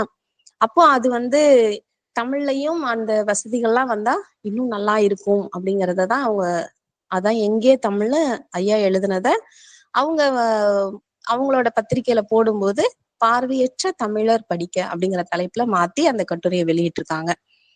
அதுக்கு அடுத்ததான் ஆண் பெண் சமமாக நடத்தப்பட வேண்டும் அப்படின்னு பெண்ணியவாதிகள் சொல்றாங்க. ஆணுக்கும் பெண்ணுக்கும்னு சொல்லும் போது ஆணும் பெண்ணும் சமம்தான், ஏன் பெண்ணை மட்டும் தாழ்வா நினைக்கிறீங்க அப்படின்னு பெண்ணியவாதிகள் கேக்குறாங்க. அதே போல அடுத்து ஆண் பெண் சமம் எனில் நாங்களும் மனிதர்கள் தானே என்று திருநங்கைகளும் திருநம்பிகளும் சொல்வது அனைவரும் சமமாக நடத்தப்பட வேண்டும். ஆணுக்குன்னு ஒண்ணு இருக்கு, பெண்ணுக்குன்னு இருக்கு. ஆனா எங்களுக்குன்னு ஏதாவது இந்த சமூகத்துல ஏதாவது ஏற்பாடுகள் நடந்திருக்கா, ஒரு பாத்ரூம் ஃபெசிலிட்டிஸ் இருக்குதான்னா எதுவுமே இல்ல. அப்போ எங்களையும் சமமா நடத்துங்க, எங்களுக்கான விஷயங்கள் எங்களுக்கான வசதிகளையும் செஞ்சுட்டாங்க அப்படின்னு அவங்க கேக்குறாங்க. அதே போலவேதான் மனிதர்கள் மாற்றுத்திறனாளிகள் அப்படின்னு எங்களையும் மதியுங்கள், எங்களுக்கான திறமைகளை அங்கீகரியுங்கள், நாங்களும் வாழ தகுதியானவர்கள், அனைத்திலும் சம வாய்ப்பு பெற தகுதியானவர்களே என்று மாற்றுத்திறனாளிகளின் குரலையும் நாம் செவிமடுக்க வேணும் அப்படின்னு, சமமா நடத்தப்பட வேணும் அப்படிங்கறதான் அந்த சமமாக நடத்தப்பட வேண்டும் அப்படிங்கிற கட்டுரையில எழுதியிருக்காங்க. இந்த மாதிரி அவங்க வந்து அந்த 20 கட்டுரைகளுமே ரொம்ப உணர்வு பூர்வமா, அறிவுபூர்வமா, அதிகமான தரவுகளோட, ஆகச்சிறந்த கருத்துக்களோட அவர் எழுதியிருக்காரு. எனக்கு இதெல்லாம் படிக்கும்போது உண்மையிலேயே ஐயாவோட அந்த ஆற்றல் வந்து எப்படி அளவிடுறதுனே தெரியல. ஏன்னா இந்த தரவுகள் எல்லாம் வந்து நிச்சயமா ஒரு பெரிய புத்தகங்கள்லயோ பெரிய அவங்க தேடிதான் போய் ரெஃபர் பண்ணி செஞ்சிருப்பாங்க இதுக்கான தரவுகள். அப்படிங்கும்போது இது எல்லாமே கண்டிப்பா பிரெயில்ல கிடைச்சிருக்காது. எல்லாத்தையும் அவர் ஆடியோவா கேட்டும் அவரால் அந்த அளவுக்கு அதை வந்து ஆடியோலையும் துல்லியமா கிடைச்சிருமா அப்படிங்கிறது தெரியல. அப்ப எந்த அளவுக்கு அவங்க சிரமப்பட்டு அதெல்லாம் அவரு பிரெயில்ல மாத்தி எழுதி படிச்சு அத அவங்க புரிஞ்சு அத வந்து ஒரு கட்டுரையா எழுதுறாங்க அப்படிங்கும்போது அப்ப ஐயாவுடைய அந்த அறிவு ஆற்றல் வந்து எவ்வளோ அளப்பருக்கரியது அப்படின்னு நினைக்கும் போதே ரொம்ப பிரமிப்பா இருந்தது. அந்த வகையில இந்த தொகுப்பை எழுதின ஐயாவோட அந்த அறிவிற்கும் ஆற்றலுக்கும் அவருடைய அந்த இந்த மாற்றுத்திறனாளிகள், பார்வை மாற்றுத்திறனாளிகள் மீதான அந்த சமூக அக்கறையையும் பார்க்கும்போது ரொம்ப சிரம் தாழ்ந்து வணங்கணும் அப்படிங்கிற அளவுக்கு தான் இருந்தது. அவ்வளோ அழகா, அதான் சொன்னேன் நான் ஃபர்ஸ்ட்லயே சொன்னது போல, எந்த ஒரு வர்ணனையெல்லாம் இல்லாம அப்படியே படிக்கிறவங்க வந்து பரிதாபப்படணும் அப்படிங்கிற மாதிரிலாம் எழுதாம உண்மை என்னவோ அதை அப்படியே அதுக்கான வார்த்தைகளோட தெளிவா எழுதியிருக்காங்க. அந்த வகையில திரு வே சுகுமாரன் ஐயாவுக்கு மிக்க நன்றிகள். இந்த தொகுப்பு வந்து என்கிட்ட எனக்கு எப்படி வந்ததுன்னா, எங்க வீட்டுக்கு திரு வெங்கடேசன் அப்படின்னு ஒரு சார் வந்த போதுதான் இந்த புத்தகத்தை எனக்கு கொடுத்தாங்க. இந்த நேரத்துல நான் அவரையும் நினைச்சுக்கிறேன். ஏன்னா அவரு அப்படி ஒரு நல்ல புத்தகத்தை கொடுத்ததுனாலதான் என்னால இதை படிக்க முடிஞ்சது. அந்த வகையில அந்த வெங்கடேசன் சாருக்கும் இந்த நேரத்துல நன்றி. இந்த இந்த இதழ் வந்து இந்த கட்டுரை தொகுப்புகள்லாம் பாத்தீங்கன்னா ஐயா வந்து நிறைய அந்த விழிச்சவால் அப்படிங்கிற இதழ்ல பிரெயில் இதழ்ல எழுதியிருக்கிறாங்க. அப்புறம் ஜனசக்தி, புதுப்புணல் அப்படிங்கிற இந்த சிற்றேடுகள் எல்லாம் எழுதி அதுக்கப்புறமா தான் இத வந்து புத்தகமா அவங்க ஆக்கியிருக்கிறாங்க. அப்ப இந்த பிரெயில் பணிகள் எல்லாம் இந்த அளவுக்கு சிறப்பா சிரத்தையோட எடுத்து செய்யற IAP, Indian Association for Blind அப்படிங்கிற நிறுவனம் மதுரையில ரொம்ப சிறப்பா இயங்கிட்டு வருது. அந்த நிறுவனத்திற்கும் இந்த நேரத்துல நானும் நன்றி சொல்ல ஆசைப்படுறேன். ஏன்னா அவங்க இந்த அளவுக்கு முயற்சி எடுக்கிறதுனாலதான் இந்த கட்டுரைகள் எல்லாம் இவ்வளவு சிறப்பா வெளிவந்திருக்குது. இந்த கட்டுரைகள் வந்து பிரெயில்ல வந்த பிறகுதான் ஒரு அச்சு நூலா நம்ம படிக்கிற மாதிரி வந்திருக்கு. அப்படிங்கும்போது அதை வெளியிட்ட அந்த நிறுவனங்களையும் நானும் நன்றியோடு இந்த நேரத்துல நினைத்து பார்க்கிறேன். அதனாலதான் அந்த விழிச்சவால் இதழோட ஆசிரியர் ரமணி தான் வந்து ஐயாவுக்கு இந்த புத்தகத்துக்கு ஒரு நல்ல அணிந்துரையும் கொடுத்திருக்காங்க. இந்த நேரத்துல என்னோட ஒரு அனுபவத்தையும் உங்ககிட்ட பகிர்ந்துக்கணும்னு நினைக்கிறேன். 1998 டிசம்பர் 3ஆம் தேதி நான் படிச்ச திருச்சி மாவட்டத்துல இருக்கக்கூடிய புனித சிலுவை கல்லூரியில் என்னுடைய டிபார்ட்மெண்ட், எங்க டிபார்ட்மெண்ட் வந்து புனர்வாழ்வியல் துறை, ரீஹாபிலிட்டேஷன் டிபார்ட்மெண்ட். அங்க நடந்த அந்த மாற்றுத்திறனாளிகளுக்கான அந்த விழா, நான் இப்ப சொல்றேன் இந்த வார்த்தையை மாற்றுத்திறனாளி நம்ம சொல்றேன். இந்த வார்த்தையவே எங்க டிபார்ட்மெண்ட்ல நாங்க படிச்ச பேட்ச்ல தான் அறிமுகப்படுத்துறாங்க அப்படிங்கிறத நான் ரொம்ப பெருமையா இந்த நேரத்துல உங்ககிட்ட சொல்ல நினைக்கிறேன். ஏன்னா நாங்க வந்து அந்த ஊனமுற்றோர் தினம் அப்படின்னு சொல்லி அந்த டிசம்பர் 3 வந்து ரொம்ப எப்பவுமே கிராண்டா கொண்டாடுவாங்க. அதை எங்க டிபார்ட்மெண்ட் வந்து அந்த வருஷம் வந்து 5 நாட்கள் ரொம்ப சிறப்பா நடந்தாங்க. அப்போ ஒரு பெரிய ஒரு பேரணி வந்து எங்க டிபார்ட்மெண்ட் சார்பா திருச்சி மாநகர்ல நாங்க நடத்தின போது நாங்க நிறைய பிளக்கார்ட்ஸ் எடுத்துட்டு போனோம். ஒரு பேரணிக்கு அந்த அட்டைகள் எடுத்துட்டு போவோம் இல்லையா, அந்த கார்ட்ஸ்ல நாங்க பயன்படுத்தின வார்த்தைகள் தான் we are not disabled, we are differently abled. நாங்கள் இயலாதோர் அல்ல, நாங்கள் மாற்றுத்திறனாளிகள் அப்படின்னு சொல்லி அந்த வார்த்தைய எங்க டிபார்ட்மெண்ட்ல எங்க செட்ல தான் ஃபர்ஸ்ட் நாங்க பயன்படுத்தினோம். அதுக்கப்புறமா தான் அரசாங்கமும் அந்த வார்த்தையை வந்து பயன்படுத்த ஆரம்பிச்சு இன்னைக்கு வந்து எல்லா இடங்கள்லயுமே அது நீக்கமர நிறைஞ்சிருச்சு. இவங்கள வந்து நம்ம மாற்றுத்திறனாளிகள்னு சொல்லணும். இப்ப இன்னுமே பாருங்க, இப்ப அவங்க அந்த பிரெயில் இதழ் வந்து விழி சவால்னு சொல்ல ஆரம்பிச்சிட்டாங்க. இனிமே அவங்கள வந்து நீங்க மாற்றுத்திறனாளின்னு கூட சொல்லாதீங்க, அது ஒரு சவால், அது ஒரு சேலஞ்ச், அதை அவங்க எப்படி ஓவர் கம் பண்றாங்க அப்படின்னு சொல்லுங்க அப்படின்னு சொல்லிட்டு அந்த படிப்படியா அந்த வார்த்தைகள் எவ்வளவு இதுவா மாறிட்டு வந்திருக்கு. ஒரு காலத்துல ஒரு மாற்றுத்திறனாளி குழந்தை ஒரு வீட்டுல பிறந்தாலே அந்த வீட்டுல ஏதோ பாவம், அவங்க ஏதோ தெய்வ குத்தம் ஆயி போச்சு, அதான் அவங்க வீட்டுல இப்படி ஒரு குழந்தை பிறந்திருக்கு அப்படின்லாம் சொன்னாங்க. அதுக்கப்புறம் ஓரளவு இல்ல, இதெல்லாம் அப்படி இல்ல, இது வந்து அந்த prenatal causes, பெரிநேட்டல் causes, postnatal causes, ஏதோ ஒரு நாள அந்த குழந்தை வந்து அப்படி பிறந்திருக்கு. அப்ப அதுக்கு தேவையான அன்பையும் அக்கறையும் நம்ம கொடுத்தா அந்த குழந்தையும் நிச்சயமா நல்லபடியா வாழும் அப்படின்னு அடுத்த நிலைக்கு வந்தாங்க. அதுக்கப்புறமா தான் இந்த இம்பேர்மெண்ட், டிசபிலிட்டி, ஹேண்டிகேப்டு இந்த மாதிரியான வார்த்தைகள்லாம் பயன்படுத்த ஆரம்பிச்சு அதுக்கப்புறம் அது டிசபிலிட்டில வந்து டிஃபரெண்ட்லி ஏபிள்டா மாறி இப்போ சேலஞ்சில் வந்து நிக்கிறாங்க. இப்போ வந்து இவங்களை வந்து நம்ம விஷுவலி சேலஞ்சுன்னு சொல்ல, விழி சவால் உடையோர், பார்வை மாற்றுத்திறனாளிகள்ங்கிறத விட விழி சவால் உடையோர், விஷுவலி சேலஞ்சுன்னு சொல்லலாம் அப்படிங்கிற அளவுக்கு இன்னைக்கு வந்து வந்துருச்சு. ஆனாலும் வார்த்தைகள்ல இருக்கிற மாற்றம் வாழ்க்கையிலையும் வரணும். இவங்க பார்வை மாற்றுத்திறனாளிகளுக்கான எல்லா உணர்வுகளையும் உணர்ச்சிகளையும் அவங்க படிக்கிறதுக்கு ஏதுவான எல்லா சூழல்களையும் அரசாங்கம் மட்டுமே செய்யணும்னு நினைக்காம நம்மளால என்ன முடியும், ஒரு சக மனுஷியா நம்மளால என்ன செய்ய முடியும், நம்ம வீட்டுக்கு பக்கத்துல இப்படி ஒரு குழந்தை இருக்கா, ஒருத்தங்க இருக்கிறாங்கன்னா நம்மளால என்ன உதவி செய்ய முடியும் அப்படிங்கிறத நம்ம எல்லாரும் சேர்ந்து ஒரு பணியா செஞ்சோம் அப்படின்னா ஒரு பெரிய மாற்றத்தை கொண்டுட்டு வர முடியும். அப்படிங்கிறது தான் கடைசியா இந்த புத்தகம் படிச்சு முடிக்கும் போது நமக்குள்ள ஒரு நிறைவா வரும் அப்படிங்கிறத இந்த நேரத்துல சொல்லி ஒரு ஒரு நல்ல புத்தகம். ஏன்னா 20 கட்டுரைகள் இல்லையா, அது எல்லாமே சொன்னோம் அப்படின்னா ரொம்ப நிறைய இதுவாகும். அப்படிங்கிறதுனால ரொம்ப முக்கியமான ரொம்ப தேர்ந்தெடுத்த கட்டுரைகளை பற்றி இப்ப உங்களிடையே நான் விவரிச்சிருக்கிறேன். இவ்வளவு நேரம் பொறுமையோட செவி காத்து இந்த புத்தக கருத்து பகிர்வை கேட்ட உங்கள் அனைவருக்கும் நன்றி. தொடர்ந்து வாய்ப்பு கொடுத்துட்டு இருக்கிற விழுதுகள் அறிவிய ஆற்றலுக்கும் என்னுடைய நன்றிகள்.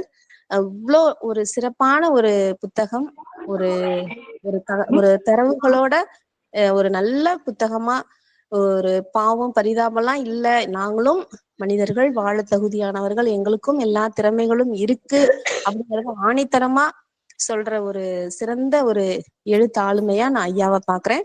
அப்படி ஒரு சிறப்பான புத்தகத்தை எழுதின ஐயாவிற்கும் நன்றி சொல்லி வாய்ப்பிற்கு நன்றி கூறி விடைபெறுகிறேன். நன்றி, வணக்கம். மிக்க மகிழ்ச்சியம்மா, மிக சிறப்பான கருத்து பகிர்வு. இந்த மாற்றுத்திறனாளிகள் சொல்ற அந்த எழுத்துக்களையும் நீங்க வந்து மாற்றி சொல்லியிருந்தீங்க. அதை வந்து சிறப்பா நீங்க முன்னெடுத்ததும் மிக்க மகிழ்ச்சியா இருந்தது. அது மேலும் இந்த நூலில் கூறப்பட்டுள்ள அனைத்து கட்டுரைகளையும் தேர்ந்தெடுத்து மிக சிறப்பாக விளக்கினீங்க. மிக்க மகிழ்ச்சி அம்மா. பங்கேற்பாளர்கள் தங்களது கருத்துக்களை பகிரலாம்.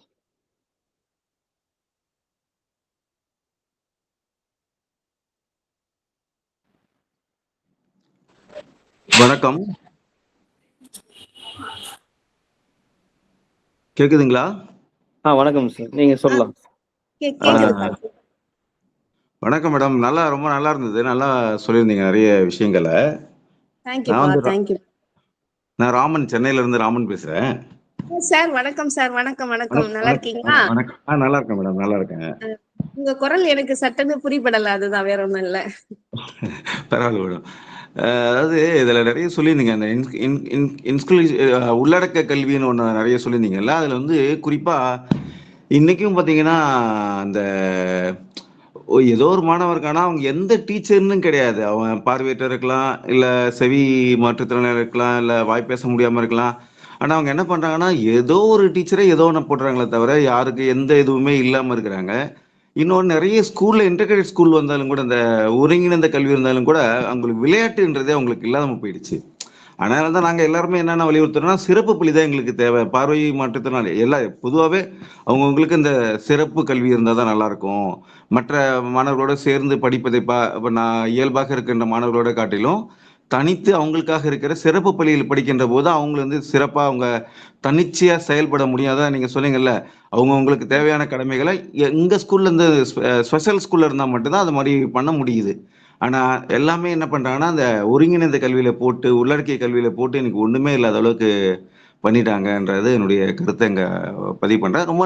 ரொம்ப சிறப்பா சொன்னீங்க. அந்த புத்தகம் உண்மையிலே ரொம்ப நல்ல புத்தகம். நான் ஏற்கனவே வாங்கி வச்சுதான், நான் முழுமையாக அதை வாசிக்க முடியல. நல்லா சிறப்பா பண்ணீங்க. வாழ்த்துக்கள் மேடம் உங்களுக்கு. நன்றிங்க சார், நன்றிங்க சார். அததான் சார் நானும் சொல்றேன். இப்போ வந்து அவங்க வந்து அரசாங்கம் என்ன நினைக்கிறாங்கன்னா, அவங்கள வந்து தனிமைப்படுத்த வேணாம், மெயின் ஸ்ட்ரீம் பண்ணலாம், நார்மல் பசங்களோட இருக்கட்டும் அப்படின்னு நினைச்சு அவங்க செய்யறாங்க. ஆனா உண்மையா களத்துல என்ன நடக்குது அப்படின்னா, அதை நான் சொல்றேனே, அவங்க எந்த டிசேபிளா இருந்தாலும் டீச்சர்ஸ் அவங்கள அட்ரஸ் பண்றது வந்து ஐஇடி குழந்தை, அவ்வளவுதான். ஆமா, அந்த ஒரே ஒரு ஐஇடிங்கிறது வார்த்தை வந்து ஒரு ஐஇடியில் திட்டம். அடைக்கிறாங்க. ஐஇடிங்கிறது வந்து ஒரு திட்டம் அப்படிங்கறதே தெரியல டீச்சர்ஸ்ங்களுக்கு. வந்து என்னன்னா, அந்த ஸ்பெஷல் டீச்சர்னு ஒருத்தவங்க வராங்க, மாசத்துல ஒரு நாளோ வருஷத்துல 2 நாளோ 3 நாளோ பள்ளிக்கு வாரத்துக்கு 2 வருகை நாள் தான். புரிந்து சும்மா வெறும் அட்டெண்டன்ஸ் மட்டும் தான் போட்டு போறாங்க. அந்த குழந்தை வந்திருக்கா, வரலையா, என்ன அப்படின்ட்டு அவங்க அவங்களுக்கான அப்டேட் மட்டும் தான் பண்ணிட்டு போறாங்களே ஒழிஞ்சு, அந்த குழந்தையோட கல்வி சார்ந்தோ, மனநலன் சார்ந்தோ, உளவியல் சார்ந்தோ எந்த அப்டேஷனும் அங்க நடக்கிறதே இல்லை அப்படிங்கிறது வந்து உண்மையா ஒரு, என்ன சொல்றது, நம்ம எல்லாருமே கஷ்டப்பட வேண்டிய, இதை மாற்றணும், ஏதாவது செய்யணும்னு நினைக்க வேண்டிய ஒரு விஷயம். வெறுமன ஐஇடி ஐஇடி ஐஇடி அப்படிதான் சொல்றாங்க. அந்த ஸ்கிரைபுங்கிறதெல்லாம் வந்து எவ்வளவு வந்து ஒரு ரொம்ப எவ்வளவு அளவுக்கு அதை மோசமாக்க முடியுமோ அந்த அளவுக்கு இன்னைக்கு மோசமா போய்கிட்டு இருக்குது. அதனாலதான் இந்த நேரத்துல நான் இந்த மாதிரி இந்த புத்தகத்தை வந்து கண்டிப்பா பண்ணணும், நம்ம நண்பர்கள் கிட்ட இதை சொல்லணும். ஒரு சின்ன ஒரு விழிப்புணர்வு தானே. அவங்க வந்து அட்லீஸ்ட் இனிமே கொஞ்சம் கன்சிடர் பண்ணுவாங்கல்ல, இது இப்படி பண்ணலாமா, அப்படி பண்ணலாமா, அவங்க வீட்டு பக்கத்துல என்ன படிக்கிறாங்க, ஏது படிக்கிறாங்கன்னா அது கேட்க ஆரம்பிப்பாங்க. அப்படிங்கறதுனாலதான் அந்த வகையில ரொம்ப நன்றிங்க சார். லோகேஷ் சார் வந்து முதுகலை தமிழாசிரியரா பணியாற்றிட்டு ஏற்கனவே நம்ம இருக்காங்க. நிகழ்ச்சி பதிவு நிகழ்ச்சியிலையும் வந்திருக்கிறாங்க. இப்போ புத்தக மதிப்புரை சொல்லுங்கன்னு நாங்களும் சொல்லிட்டு தான் இருக்கிறோம். இப்போ வாங்க சார், சொல்லுங்க சார், ராமன் சார் அப்படின்னு. அவங்களும் எல்லாம் பிஸியாவே இருக்கிறாங்க. நேரம் ஒதுக்கி எங்க நிகழ்வுல கண்டிப்பா கலந்துக்கணும். நீங்களும் நல்ல புத்தகங்களை அறிமுகம் செய்யணும்னு இந்த நேரத்துல ஒரு அன்பு கோரிக்கை வைக்கின்றோம் ராமன் சார் அவர்களே. கட்டாயம் மேடம். அதே மாதிரி இன்னொரு பார்வை மாற்றுத்திறனாளி முழுமையாக புரிந்து கொள்ள வேண்டும் என்று சொன்னால், இப்போ முருகேசன் ஒரு பேராசிரியர் எழுதியிருக்கிறாரு. கூண்டில் ஏற்ற வேண்டிய குற்றவாளிகள்னு ஒரு புத்தகம் எழுதியிருக்காரு. அந்த புத்தகத்தை வாசித்தீங்கன்னா முழுமையாக பார்வை மாற்றுத்திறனாளிகளை எப்படி நடத்தணும், எப்படி நிறுவனங்களா இருந்தாலும் சரி, தோழர்களும் சரி, எப்படி அவங்க தவறா புரிஞ்சுக்கிறாங்க, அவன் எங்களுடைய பத்தி நீங்க புரிஞ்சுக்கணும் எப்படின்றத பத்தி ரொம்ப அழகா ஒரு புத்தகம் எழுதியிருக்காரு. வாய்ப்பு இருக்குமானால் அந்த புத்தகத்தை படிங்க. கூண்டில் ஏற்ற வேண்டிய குற்றவாளிகள். கண்டிப்பா கண்டிப்பா படிக்கிறேங்க சார், நிச்சயமா. வணக்கம்மா. வணக்கம். ஒரு ஆத்தூர் பேராசிரியர், ஆத்தூர்ல வணக்கம். ரொம்ப சொல்லுங்க ஐயா. ஐயா நான் பேசுறேன், பேசலாமா? பேசலாமா? சொல்லுங்க ஐயா, சொல்லுங்க.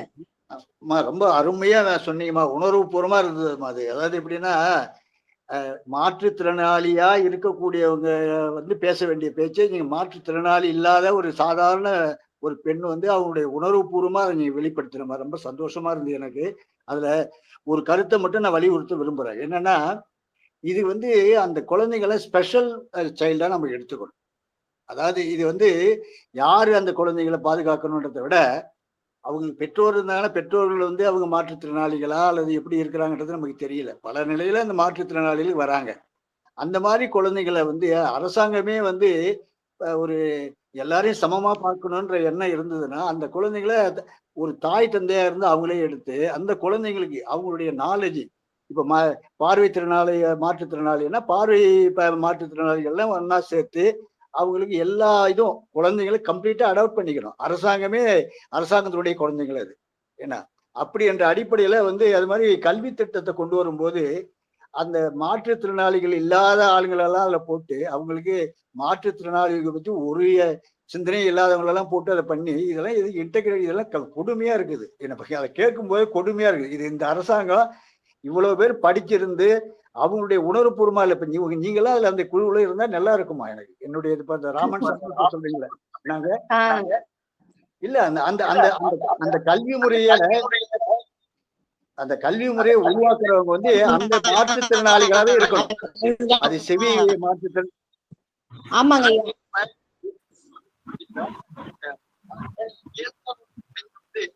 வந்து அவனுக்கு அந்த மாதிரியான உணர்வு இருக்குமான்னு எனக்கு தெரியல. நீங்க வந்து அதை அழகா நீங்க சொன்னமா எனக்கு ரொம்ப சிறப்பா இருக்கு. ஒரு ஆசிரியர்களுடைய கடமையை நீங்க நல்லா அழகா பிரசன்ட் பண்ண. சரி, யாருக்கிட்ட போய் சொல்றது சொல்லுங்க. அதாவது கல்வி அமைச்சராக இருக்கிறவங்க எல்லாம் கல்வித்துறையில இருக்கிறவங்க எல்லாம் சொல்லுங்க ஐயா, கேக்குது. அதாவது கல்வித்துறையில இருக்கிறவங்க ரெண்டு அமைச்சர் இருக்கிறாங்க. பள்ளி கல்வி இருக்கிறாங்க, உயர்நிலை கல்வின்னு 2 பேர் இருக்கிறாங்க. ஆனாலும் எல்லாரும் படிச்சவங்களாதான் இருக்கிறாங்களே தவிர என்ன, ஆனா அவங்களுடைய இந்த அறிவெல்லாம் இருக்குமா எனக்கு தெரியல. அது இல்லங்கய்யா, அதுதான் பிரச்சனையே. இப்போ அவங்க கிட்ட வந்து நெருங்கவே விடாதபடிக்கு வழியில நிறைய தடை கற்கள் இருக்கிறாங்க. அவங்க எல்லாம் வந்து என்ன பண்றாங்கன்னா சொல்லவே விட மாட்டேங்கிறாங்க அப்படிங்கிற மாதிரியான ஒரு சூழல் தான் இருக்குது. இப்போ நம்ம ஐயாலாம் வந்து போய் சந்திச்சு சொல்லணும் அப்படின்னா இப்போ ட்ரை பண்றாங்க. சிறப்பு பள்ளிகளோட தேவை என்ன, அதனுடைய முக்கியத்துவம் என்ன, அந்த மெயின் ஸ்ட்ரீம் பண்றதுல இருக்கக்கூடிய பிரச்சனைகள் என்ன அப்படிங்கறது எல்லாமே எல்லாரும் சொன்னாலும் அது இன்னும் முழுமையா அவங்க வந்து அதை செயல்படுத்துறதுக்கு தயாராவே இல்ல. அதனால வந்து இந்த குழந்தைங்கள ஒரு தலைமுறையே வீணாகிட்டு இருக்கு அப்படிங்கறது வந்து உணராததோட விளைவுதான் இப்படி இந்த மாதிரியான இதெல்லாம் போய்கிட்டு இருக்குது. அதனாலதான் அதுதான் உண்மை. நம்ம இத வந்து இந்த ஆசிரியர் சமுதாயம் இதை வந்து இப்ப அதாவது இயல்பான ஆசிரியர்கள் இருக்கிறாங்கல்ல, அதாவது மாற்றுத்திறனாளி இல்லாத இயல்பானவங்க வந்து என்னன்னா அவங்க ஒட்டுமொத்தமா அரசாங்கத்துக்கு சொல்லணும். அதாவது ஒரு 50 பிள்ளைங்க இருக்குதுன்னா 50 பிள்ளைங்க ஒரு மாற்றுத்திறனாளி குழந்தை நீங்க சொல்றபடிதான் அந்த குழந்தைக்கு அறிவு ஊட்டுற மாதிரிதான் நம்மளுடைய கல்வி இருக்கணுமா தவிர அது வீட்லயே இருக்கு நமது கை போட்டு எக்ஸாம் எழுதலாம்னா அது வந்து என்னால ஏத்துக்கவே முடியாது. உங்களுக்கு அது கல்வி அப்படிதாங்க ஐயா பண்றாங்க. ஹோம் பேஸ்ட் அப்படின்னு சொல்லிடுறாங்க, ஈஸியா சொல்லிடுறாங்க ஒரு வாரத்துல. அவன் வந்து ஹோம் பேஸ்ட், அவன் வரமாட்டான் அப்படின்னுட்டு இங்க நம்ம டெய்லியும் ஸ்கூல்ல அட்டெண்டன்ஸ் போட்டுக்கிட்டே இருக்கிறோம். அவங்க நேரா எக்ஸாமுக்கு தான் கொண்டுட்டு வந்து விடுறாங்க. அப்போ அந்த ஆசிரியர் மாணவருக்கான அந்த புரிதலே அங்க இல்ல பாத்தீங்களா? அப்போ அந்த குழந்தை என்ன சொல்லுவான், எக்ஸாம்ல எழுதுவான். அவங்க வெளியில வந்து அந்த டீச்சர் என்ன சொல்றாங்க, அந்த பிள்ளை ஒண்ணுமே சொல்லல, நான் தான் எழுத வேண்டியதா இருக்குது. இதே ஆசிரியரை குறை சொல்லி முக்கியம் இல்லம்மா. அதுல ஆசிரியர் குறை சொல்லி இப்ப 50 பிள்ளைங்க இருக்குதுன்னா அல்லது 30 பிள்ளைங்க இருக்குதுன்னா ஒரு குழந்தை வந்து இருக்குன்னா மீதி அல்ல எல்லா குழந்தையும் அதுக்கு பார்க்கணும். அவங்க சமமா தான் பார்க்க முடியும். ஓகேவா? அதாவது சிறப்பு அடிப்படையில அவங்களுக்கு பயிற்சி கொடுக்கணும். சிறப்பு அடிப்படையில கொடுக்கணும். அவங்கள வந்து 10 11 பார்க்க கூடாது. அவங்களுக்கு இந்த குழந்தை எப்படி வந்து எல்லா அங்க அவயவங்கள் எல்லாம் ஒழுங்கா இருக்கிற குழந்தைங்களுக்கு விட இவங்களுக்கு தான் நம்ம வந்து நிறைய ட்ரீட் பண்ணி ஆகணும். இது வந்து ஒரு தனிமணி அவங்க பெற்றோர்கள் அவங்களால செய்ய முடியாது. தன்னுடைய குழந்தையா எடுத்துக்கணும். கண்டிப்பா அந்த மாதிரி ஒரு நிலையை நம்ம கொண்டு வந்தாதான் அவங்களுடைய உணர்வை வந்து மதிச்சுதான் அர்த்தம். இல்லைன்னா நம்ம வந்து ஆளுக்கு நான் சொல்றது கஷ்டமா இருக்கு எனக்கு. நம்ம தலையில வந்து செருப்பு எடுத்து அடிச்சுக்கலாம்னு இருக்கணும் கேட்கும்போது. நன்றிங்க ஐயா, நன்றி ஐயா. சுகுமாரன் ஐயா கூட இணைஞ்சிருக்காங்கன்னு நினைக்கிறேன். லோகேஷ் இணைஞ்சிருக்கிறாங்களா? இணைஞ்சிருக்காங்கன்னு நினைக்கிறேன், பேர் வருதுங்க. வணக்கம் வணக்கம் மாமா. என்னதான் தெரியலையே. திருநெல்வேலியில இருந்து மோகன். ஐயா பேசுறது கேக்குதுங்களா? வணக்கம் ஐயா, வணக்கம். ஆ, இப்போ கேக்குதுங்க ஐயா, சொல்லுங்க. நீங்க மிக சிறப்பா அந்த புத்தகத்தை கொண்டு வந்தீங்க. அதை அறிமுகம் செஞ்ச விதம் மிக அருமையா இருந்தது. இப்போ நம்ம இன்க்ளூசிவ் எஜுகேஷனை பத்தி பேசிட்டு இருக்கிறோம். ஒரு மீனுக்கு நீந்துறதுக்கு கத்துக் கொடுத்தது யாரும் இல்லை, ஒரு பறவைக்கு இரை தேட கத்துக் கொடுக்கறது இல்லை, கால்நடைகள் விலங்குகளுக்கெல்லாம் அது வேலையை அதுவே செஞ்சுக்குது. ஆனா இது படிக்காம செய்யற அந்த வேலைய நம்ம மக்கள் படிச்சுட்டு செய்யற மாதிரியான ஒரு நிலையை தான் இந்த காலத்து கல்வி கண்ணு தெரிஞ்ச அல்லது மாற்றுத்திறனாளியா இல்லாத சாதாரண மக்களுக்கே அந்த அளவுக்கு தான் கல்வியை கொடுக்குது. இப்படி இருக்கிறப்போ மாற்றுத்திறனாளிகளா இருக்கிறவங்களை வந்து ஐஇடின்னு சொல்லி ஒதுக்கி அவங்களே இன்னும் அந்த வேலையை கூட செய்ய விடாத அளவுக்கு பண்ற ஒரு கல்வி தான் இன்னைக்கு போயிட்டு இருக்குது. கல்வியில இன்னும் நிறைய மாற்றங்கள் வரணும். அதாவது ஐஇடி சில்ட்ரன்ஸுக்கான மாற்றங்கள் மட்டுமே போதாது, பொதுவான மக்களுக்கான அத்தனை கல்வி துறையில இருக்கிற எல்லா மாற்றமுமே தேவை அப்படிங்கிறத நான் இதுல இருந்து உணர்த்த விரும்புறேன். நன்றி. நன்றிங்க ஐயா, நன்றி. வணக்கம் அம்மா. வணக்கம்மா. நான் வெங்கடேசனே. இந்த புத்தகத்தை வந்து வணக்கம். இந்த புத்தகத்தை வந்து ரொம்ப சிறப்பா அறிமுகம் செஞ்சிருக்காங்க நம்ம ஆசிரியர் அவர்களுக்கு மிக்க நன்றி. இதுல ஒரு கருத்து மட்டும் சொல்ல நினைக்கிறேன். இது எப்படி இருக்குன்னு பாருங்க. என்னன்னா, மன வளர்ச்சி குன்றியவர்கள் எல்லாருக்கும் ஸ்கிரைப் கொடுக்குறாங்க அப்படின்னு சொன்னது, அது ஒரு விதத்துல பாத்தீங்கன்னா, ஒரு அதிகாரிகிட்ட ஒரு சங்கத்துல நான் செக்ரட்டரியா இருக்கும்போது ஒரு அதிகாரிகிட்ட பேசிட்டு இருந்தோம் இந்த ஒருங்கிணைந்த கல்வி குறித்து பேசும்போது. அவங்க சொன்ன பதில் என்னன்னா பாத்துங்க, இந்த ஸ்கிரைபு முறை கல்வியில ஏன் கொடுக்குறேன்னா, அந்த குழந்தைங்களுக்கு வந்து ஓஏபி முறை வந்து ஒரு 10வது படிச்சா அந்த குழந்தைக்கு ஒரு ஸ்லாப் இருக்குது, 12வது படிச்சா அதுக்கான ஸ்லாப் இருக்குது, அதுக்கு மேல அந்த குழந்தைங்க வந்து கல்லூரி படிக்க போக மாட்டாங்க. அப்போ அந்த 10வது 12வது படிச்சா அந்த ஸ்லாபுக்கு அந்த அந்த உதவித்தொகை வந்து கூடுதலாக வாங்கலாமே என்பதற்காகத்தான் அப்படி ஒரு அரசாங்கம் முயற்சி பண்ணுது என்று சொன்னார். இது ஒரு அதிகாரப்பூர்வமான தகவல் இல்லை, நாங்கள் பேச்சுவார்த்தை செய்யும் போது அந்த சொல்லப்பட்ட ஒரு ஒரு ஒரு கருத்து, அது கருத்து இது. அப்போ இதுக்காகத்தான் ஒரு வேளை இந்த அரசாங்கம் இப்படி பண்ணிட்டு இருக்காங்க. தவிர இதை தாண்டி மற்ற மாநிலம் என்பது இன்னும் ரொம்ப மோசமா இருக்குது. மற்ற மாநிலங்களில் இருக்கின்ற மாற்றுத்திறனாளி குழந்தைகள் 10வது 12வது படிக்கிறது அதிசயமா இருக்கு. மன வளர்ச்சி குன்றிய குழந்தைகள் பேரளவுக்கு சான்றிதழ் வாங்கல. நாங்க ஒரு சர்வே சொல்லி பார்த்தாங்கல்ல, அதை பார்த்தோம்னா அதிகபட்சம் பிசிக்கலி ஹேண்டிகேப்டும் பார்வை மாற்றுத்திறனாளி மட்டும்தான் மற்ற மாநிலங்களில் படிக்கிறேன். தவிர மன வளர்ச்சி குன்றியவர்களுக்கு பெருமளவில் அந்த வாய்ப்புகள் இல்லை என்பதுதான் இருக்குது. ஓரளவுக்கு தமிழ்நாட்டில் வைக்கிற ஒரு காரணம் என்னன்னா, அந்த 10வது 12வது படிச்சா ஓரளவுக்கு கல்வித்தொகை கொடுக்குறாங்க, அதுக்காக அப்படி ஒரு நிர்பந்தத்துக்காக செய்யறாங்கன்றது அந்த அதிகாரி சொன்னது கருத்து இதுங்க. அது மற்றபடி இந்த நூலை அறிமுகம் செய்த ஆசிரியருக்கு ரொம்ப சிறப்பானது. அடுத்து வந்து உங்களுக்கு இன்னொரு புத்தகம் நான் அனுப்புறேன், நானே நீங்க வாசிங்க. கூண்டில் ஏற்றப்படாத குற்றவாளிகள் ஒரு புத்தகம், கட்டாயம் அதையும் நீங்க படிக்கணும்ன்றதுதான் என்னுடைய கருத்து. நன்றிமா. நன்றிங்க ஐயா. அதுதான் இந்த நேரத்துல நீங்க சொன்னதுனால நான் இதை சொல்றேன். இப்போ அவங்க வந்து ஒரு 10வது படிச்சா அவங்களுக்கு அந்த உதவித்தொகை கிடைக்குதுன்னு சொல்றாங்க இல்லையா? அப்ப அந்த மாதிரி இப்போ ஒரு ஒரு வருஷ தொடக்கத்திலேயே நம்ம வந்து குழந்தைங்களை வந்து ஸ்கூல்ல சேர்க்கும் போதே மாற்றுத்திறனாளி குழந்தைகள் யாரு அப்படிங்கறதெல்லாம் நமக்கு தெரிஞ்சிருது. அவங்க என்ன கேட்டகரிங்கிறதையும் நம்ம பிரிச்சுட்டோம்னா, அப்ப அந்த மன வளர்ச்சி குன்றிய குழந்தைகள் அப்படிங்கிற போது அவங்களுக்கு அந்த ஸ்கிரைபுங்கிற ஒன்ன போட்டு ஏன் கஷ்டப்படுத்தணும்? அப்ப நீங்களே அரசாங்கமே அவங்க 10வது தேர்ச்சி அடைந்து விட்டார் அப்படின்னு ஒரு சான்றிதழ் கொடுக்கலாம் இல்லையா? அவங்க எதுவும் நீங்க சொல்றது சரிதான், நீங்க சொல்றது சரிதான். ஆனா இன்னொரு விஷயம் சொன்னீங்க பாத்தீங்களா, அந்த குழந்தைகளுக்கு சிறப்பு பள்ளியில வச்சுதான் சிறப்பான அறிவு கொள்வது வாய்ப்புகள் நிறைய இருக்குது. அப்போ நம்ம வந்து இன்னும் இந்த சிறப்பு பள்ளிகளோட அந்த முக்கியத்துவத்தை இன்னும் நம்ம அதிகமா அரசாங்கத்துல சொல்ல வேண்டிய கடமை நம்ம இருக்கு. நம்ம ஒரு இந்த சமூகத்துல வாழ்ற ஒரு மனுஷனா ஒரு மனுஷியா நமக்கு அந்த கடமை இருக்கு. அதை நாம சொல்லிக்கிட்டே இருப்போம் அப்படிங்கறதுதான் இந்த மொத்தமா இந்த நிகழ்ச்சியோட சாராம்சமே அதுதான். அப்படிதான் நானும் நினைக்கிறேன். கண்டிப்பா அதுதான். அப்புறம் உங்ககிட்ட இன்னொரு தகவல் நீங்க சொல்லும் போதே சொன்னீங்க, நாங்க 98 வந்து டிஃபரண்ட் ஏபிள் என்ற கருத்து உருவாக்க மாற்றுத்திறனாளிகள் என்ற கருத்து சொன்னீங்க. ஆனா இன்னைக்கு வந்து பாத்தீங்கன்னா கலைஞர் தான் கொண்டு வந்தா சொல்றாங்க. ஆனா நீங்க 98 கொண்டு வந்தாங்க, இந்த ஒரு தொண்டு கொண்டு வர சொல்லியிருக்கீங்க. இது ஒரு ரொம்ப புதிய தகவலா இருக்கு எனக்கு. அதுக்கும் உங்களுக்கு நன்றி. உண்மைதான் இருக்கலாம். ரீஹாபிலிட்டேஷன் டிபார்ட்மெண்ட்ல நாங்க வந்து 5 நாளா கொண்டாடணும் அந்த விழாவை. அப்போ ஒரு ரேலி சிறப்பு சிறப்புமா. போகும்போது, ஒரு பேரணி போகும்போது அந்த பிளக்கார்ட்ஸ் ரெடி பண்ணும்போது எங்க டிபார்ட்மெண்ட் மேம்லாம் சொன்ன வார்த்தைகள் தான் அது. அந்த we are not disabled, we are differently abled. நாங்கள் வந்து இயலாதோர் அல்ல, நாங்கள் மாற்றுத்திறனாளிகள் அப்படிங்கிற அந்த அந்த பதாகைகளை நாங்க ஏந்தி போனோம். திருச்சி மாநகர்ல நாங்க நடந்தோம் அந்த இது. அதுக்கு பிறகுதான் அது அதிகாரப்பூர்வமான வார்த்தையா அரசாங்கத்துல அந்த வார்த்தை வந்து பதிவு செய்யப்பட்டது. அப்புறம் எல்லா ரெக்கார்ட்ஸ்லயும் அந்த வார்த்தைகள் வர ஆரம்பிச்சது. அதுதான் நான் இன்னைக்கு உங்களோட பகிர்ந்துக்கிறேன் அப்படின்னு சொல்லி சொன்னேன் நான் அந்த வார்த்தையை.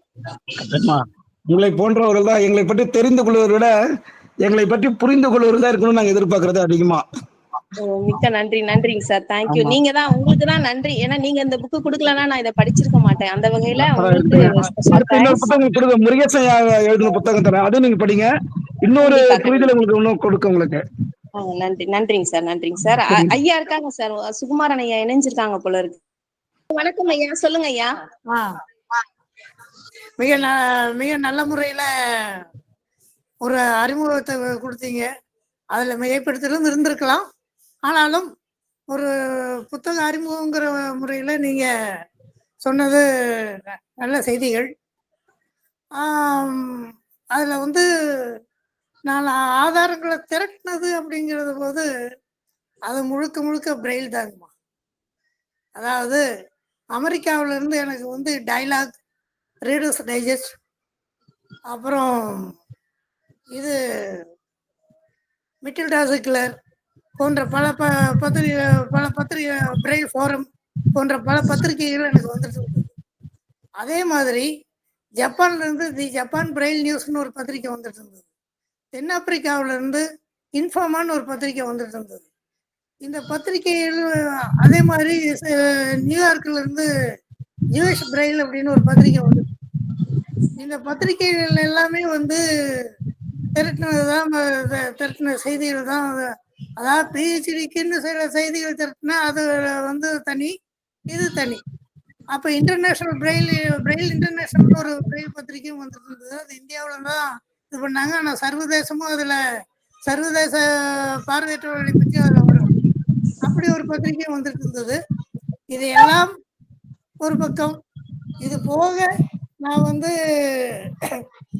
இயற்கையாகவே எனக்கு கம்ப்யூட்டர் நாலேஜ் பத்தாதுன்னு சொல்றத விட சுத்தமா இல்லை. நான் அதுல வந்து நிராட்சர குச்சி அப்படின்னு சொல்லிக்கலாம், ஒண்ணுமே தெரியாது அப்படிங்கிறதான் உண்மை.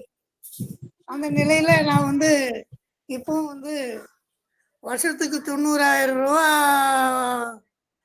இப்போ ஊதியமா கொடுத்து ஒரு வாசிப்பாளரை வச்சிருக்கிறேன். 4 மணி நேரத்துக்கு தான் அவர் வர்றாரு. மாலையில 3 to 7 தான் என்னால் படிக்க முடியுது. எனக்கு டைம் பத்தில் தான், படிக்கிற டைம் பத்தில் தான். ஆனாலும் வேறு வழி இல்லை, அதை வச்சு தான் அட்ஜஸ்ட் பண்ணிட்டு இருக்கேன். அதில் தான் இது மாதிரியான இது பல புத்தகங்களை நான் படித்து இது பண்ண வேண்டி இருக்கு. இதை வந்து ஏன் அப்படின்னா, பள்ளிக்கூட காலத்திலிருந்தே எனக்கு வந்து அறிவை வளர்த்துக்கிற ஒரு ஆர்வத்தை வந்து எல்லாரும் தூண்டி விட்டாங்க. உண்மையை சொல்ல போனா எங்க வீட்டில் யாருமே பெரிய படித்தவங்க கிடையாது. 7ஆம் வகுப்பு வரும்போது நான் தான் மிகப்பெரிய படிப்பாளிங்கிற டிக்ளேர் பண்ற அளவுக்கு இருந்தது.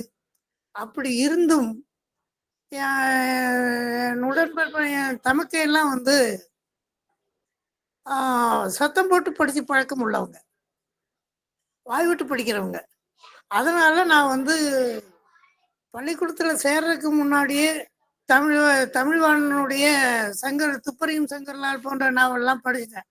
ஏவிபி ஆசைத்தம்பியுடைய கசந்த கரும்பெல்லாம் அப்பவே படிச்சிட்டோம். அப்போ ஸ்கூலுக்கு வந்தபோது சேலம் ஸ்கூல்ல ஒரு நல்ல வாய்ப்பு இருந்தது. அதாவது என்னன்னா, சிடி பீரியடுன்னு அப்போ ஒன்று இருக்கும், சிட்டிசன் ட்ரைனிங் பீரியடுன்னு ஒன்று. அதே மாதிரி மாரல் இன்ஸ்ட்ரக்ஷன் எம்ஐ பீரியடுன்னு ஒன்று இருக்கும். இந்த 2 பீரியட்லயும் எங்களுக்கு என்ன பண்ணுவாங்கன்னா, புத்தகங்களை படிச்சு காட்டுவாங்க. 3ஆம் வகுப்புல இருந்து 1ஆம் வகுப்பு 2ஆம் வகுப்புலாம் விட்டுருவாங்க. அவங்க ஏதாவது கதை சொல்லிட்டு இருப்பாங்க வாயில.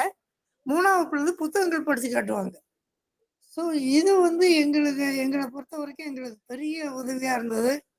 5ஆம் வகுப்பு முடிக்கிறதுக்கு முன்னாடி நான் டாக்டருடைய செந்தாமரையும் பெற்ற மனமும் படிச்சு முடிச்சிட்டோம் ஸ்கூல்லையே. ஸ்கூல்லே படித்து முடிச்சிட்டோம். தமிழ்வானுடைய மூவரை வென்றானுங்க படித்து முடிச்சிட்டோம்.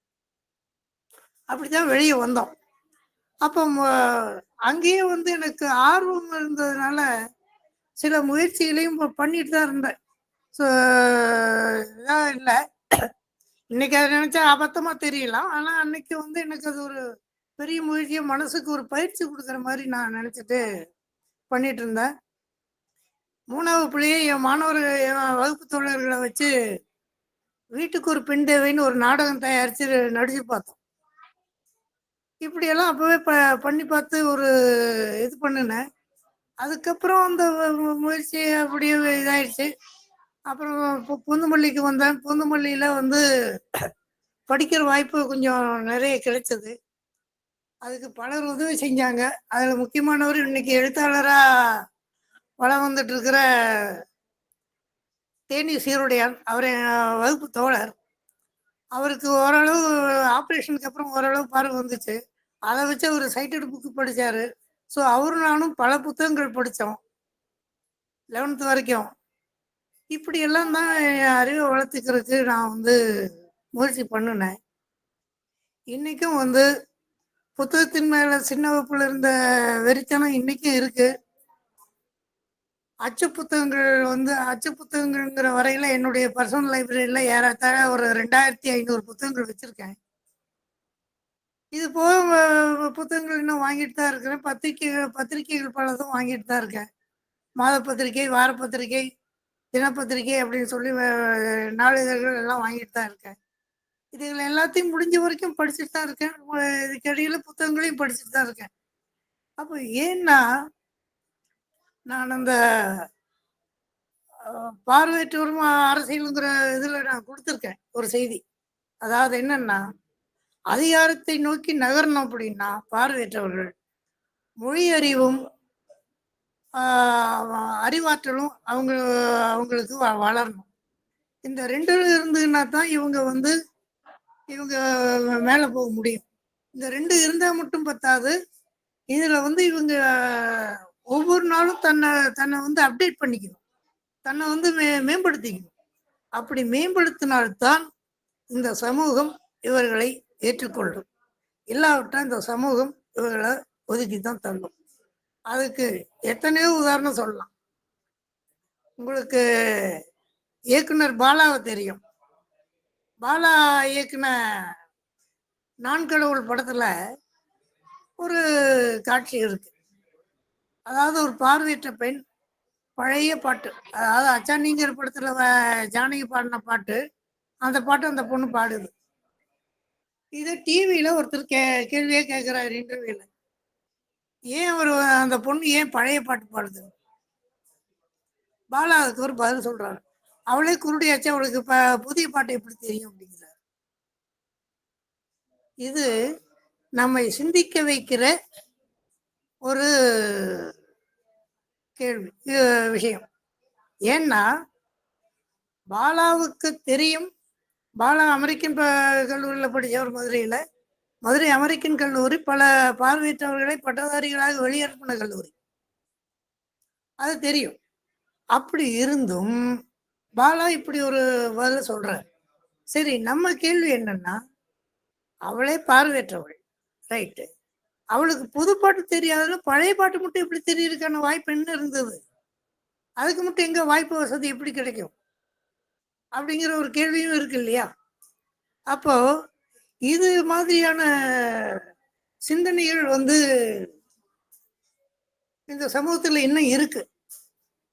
இதெல்லாம் உடைக்கப்படணும் அப்படின்னா அதுக்கு பல வகையான முயற்சிகளை பலரும் செஞ்சாகணும். அதனாலதான் நாங்க சொல்றோம், இந்திய உலக நாடுகள் எல்லாத்துலயும் பார்வையற்றவர்களை பற்றிய கேக்குதுங்களா எல்லாருக்கும்? கேக்குதுங்க ஐயா, கேக்குதுங்க. நான் கேட்டுட்டு தான் இருக்கேன், சொல்லுங்க ஐயா. உலக நாடுகள் எல்லாவற்றிலும் பார்வையற்றவர்களை பற்றிய ஆய்வுகள் நிறைய நடந்திருக்கு.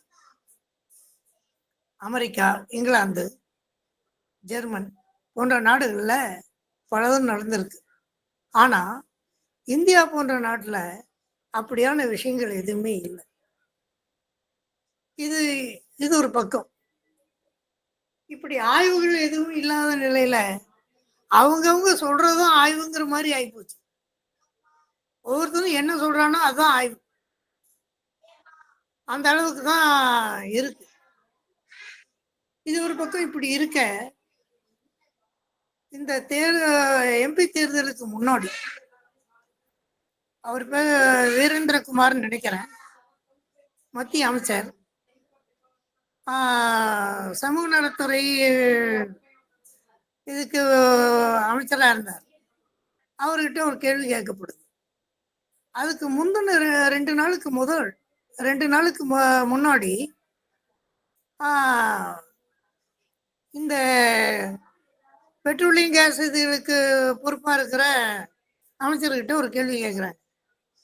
அவர் சொல்றார், இலவச சிலிண்டருங்கிற முறையில் 50,37,000 சிலிண்டர் நாங்கள் கொடுத்துருக்கோம் இது வரைக்கும் அப்படின்னு ஒரு கணக்கு சொல்றார்.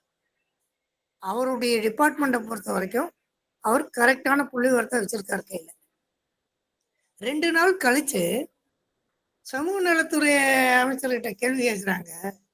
அவர் சொல்றார், மாற்றுத்திறனாளிகளை பற்றிய எந்த புள்ளி விவரமும் எங்களிடம் இல்லை. இப்ப யோசிங்க, மாற்றுத்திறனாளிகளை பற்றி புள்ளி விவரமே உங்ககிட்ட இல்லாத போது மாற்றுத்திறனாளிகளுடைய நலத்தை பற்றிய அல்லது அவர்களுடைய நலத்துக்கான ஒதுக்கீடு உங்ககிட்ட எப்படி இருக்கும்? அது என்னவா இருக்கும்? அது எதன் அடிப்படையில் அதை அமைப்பீங்க? இப்படியான கேள்விகள் இருக்கு. இந்த கேள்விகள் எல்லாம் தான் எங்களை பல வருஷமா உந்திட்டு இருந்த நிலையில நாங்க இப்போ பார்வையற்றோருக்கான அறிவை துணை ஆய்வு மையம்னு ஒண்ணு வச்சிருக்கோம். இது ஒரு பதிவு செய்யப்பட்ட அமைப்பு.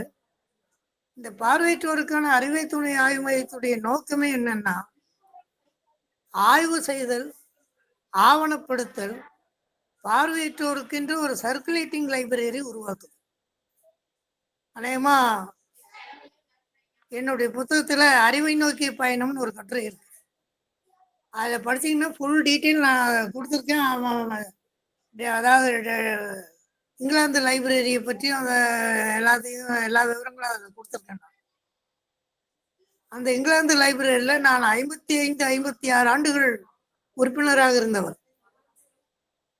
23 பிப்ரவரியிலிருந்து உங்களுக்கு வெளிநாட்டுக்காருக்கு புத்தகங்கள் வராதுன்னு அவங்களே ஒரு கடிதம் போட்டாங்க. அதுதான் இப்போ எனக்கு எதுவும் புத்தகம் வர்றதில்லை. அதுக்கு முன்னாடி வரைக்கும் நான் புத்தகங்கள் வாங்கிட்டு தான் இருந்தேன், படிச்சுட்டு தான் இருந்தேன். அப்போ என்ன நிகழுது இங்க அப்படின்னா, அறிவு சார்ந்த இதுல எதுவுமே இல்லை. பார்வையற்றவர்களை பற்றிய பர்சனாலிட்டி டெவலப்மெண்ட், அதாவது அவனுடைய ஆளுமை வளர்ச்சியை பற்றி எந்த வகையான ஆய்வும் எந்த வகையான குறிப்புகளும் இங்கே இல்லை. இதையெல்லாம் செஞ்சு ஏதாவது ஒரு மாதிரி உருவாக்கணுங்கிறதுக்காக தான் இதை ஏற்படுத்தி இருக்கிறோம். இந்த இதுல நாங்க பெரிய தகுதியெல்லாம் எதுவுமே வைக்கல. 3 தகுதியை தான் வச்சிருக்கோம். ஒண்ணு, அவன் 18 வயசான ஆண் பெண் யாரா இருந்தாலும் தமிழ்நாட்டில் சேரலாம். அது பிளைண்டா இருந்தாலும் சரி, சைட்டடா இருந்தாலும் சேரலாம். அந்த மாதிரி இருக்கு. அவங்க ஒண்ணு, எங்களை புரிஞ்சுக்கிட்டவங்களா இருக்கணும். 2, எங்களுடைய செயல்களுக்கு அவங்க ஒத்துழைக்கிறவங்களா இருக்கும். இதுதான் இது. இப்போ மேடத்துடைய அனுபவத்தையும் மேடத்துடைய இதையும் சொன்ன போதுதான் தோணுச்சு, இந்த மாதிரியான ஆட்கள் உறுப்பினர்களெல்லாம் நம்ம எவ்வளவோ செய்யலாமே, எவ்வளவு பெரிய அளவுல அப்படிங்கிற மாதிரி எல்லாம் தோண ஆரம்பிச்சது. அப்ப என்ன சொல்றேன்னா, இந்த இந்த நாட்டுல முழுமையா புரிதலே இல்லாம கொடுமைதான் நடக்குதா எல்லாம் அப்படின்னா அப்படி இல்லை. இங்க தத்துவார்த்த ரீதியா 2 விஷயங்கள் இருக்கு. ஒண்ணு கன்சர்ன், இன்னொன்னு கண்டெம்ட். இது ஒரு நிகழ்ச்சி மூலமா நான் சொல்லி பார்க்கிறேன். வேலூர்ல ஒரு பார்வையற்ற தம்பதியர் பஸ்ல ஏறி போறாங்க. அவங்க இறங்க வேண்டிய இடம் வருது, இறங்குறாங்க. ஆண் இறங்கிடுறாரு, அதாவது கணவர் இறங்கிடுறாரு. பெண் வந்து கொஞ்சம் உடல் தாட்டியானவங்க, கொஞ்சம் உடல் படுத்தவங்க, அவங்க மெல்ல இறங்குறாங்க. இறங்குறதுக்குள்ள வண்டி எடுத்துடுறான். வண்டி பேருந்து எடுத்துடுறாங்க. பேருந்து எடுத்தோம்னா அந்த அம்மா கீழே விழுந்துடும். அந்த அம்மா கீழே விழுந்தோடனே இது எல்லாத்தையும் ஒருத்தர் படம் பிடிச்சிடுறாரு. அதே சமயத்தில் மக்கள் கேள்வி கேட்குறாங்க, அந்த அம்மா இறங்குறதுக்கு முன்னாடி நீ ஏன் அதை பண்ணான்னு. அதுக்கு அலட்சியமான ஒரு பதில் சொல்றாரு அந்த ஆள். இப்போ இது இந்த இடத்துல நம்ம 2 விஷயத்தை எடுத்துக்கிறோம். பொதுமக்கள் கேள்வி கேட்குறாங்க, இது கன்சர்ன், அவங்களை பற்றிய ஒரு கவனம் இருக்கு அவங்களுக்கு, ரைட். அடுத்தது கண்டக்டர் சொல்றாரு, இது கண்டெம்ட். கண்டக்டருக்கு அவருடைய வருமானத்துல ஒரு 3 பைசா 6 பைசா போயிருக்கும் இவங்க 2 பேர் ஏறினதுனால. அந்த 6 பைசா போச்சுங்கிற எரிச்சல் இருக்கு, அதனால அவருக்கு ஒரு வெறுப்பு இருக்கு. இப்போ இதையெல்லாம் சமூகத்தில் புரிந்து கொண்டு நாம் செயல்படுறதுக்கு என்ன வழி? இதெல்லாம் தான் இன்றைய கேள்வி. இப்போ கொஞ்ச நேரத்துக்கு முன்னாடி பேசினவங்க எல்லாம் சொன்னாங்க, அதாவது நமக்கான பார்வையற்றவர்கள் தான், அதாவது மாற்றுத்திறனாளிகள் தான் மாற்றுத்திறனாளிகளுக்கான கல்வி இதில் இருக்கணும் அப்படின்னு. இதை டெல்லியில இருந்த சமயத்தில்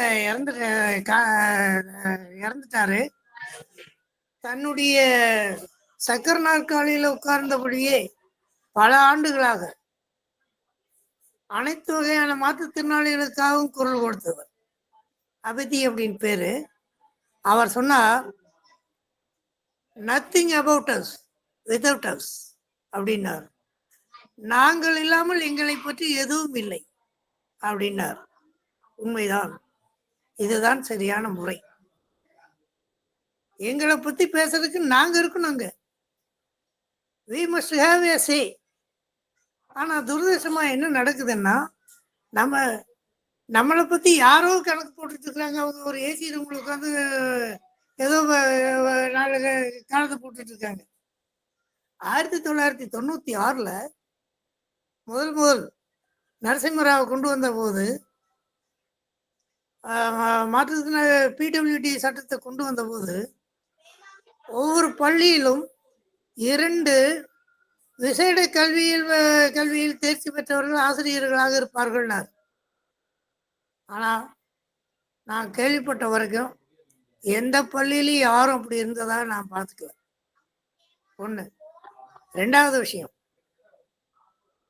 சமீபத்தில் ஒரு சுப்ரீம் கோர்ட் ஒரு கேஸ்ல ரொம்ப தெளிவா கேட்டுச்சு, டெஃப் அண்ட் டம், விஷுவலி சேலஞ்ச் பிளஸ் ஆர்டிசம், இந்த 3 வகையான மாணவர்களையும் மற்ற நார்மல் மாணவர்களோட உட்கார வச்சு அவங்களுக்கு எப்படி பாடம் சொல்லி தருவ? நீ சொல்லித்தர்ற பாடம் அவங்களுக்கு என்ன புரியும்? அவங்களுக்கான விசேட பள்ளியில தானே அவங்களுக்கு சொல்லித்தரணும் அப்படின்னு கேட்டுச்சு. இந்த கேள்விக்கு அப்புறமும் கூட எந்த மாநிலமும் திருந்தியதாகவோ எந்த மத்திய அரசும் திருந்தியதாகவோ நமக்கு தகவல் இல்லை.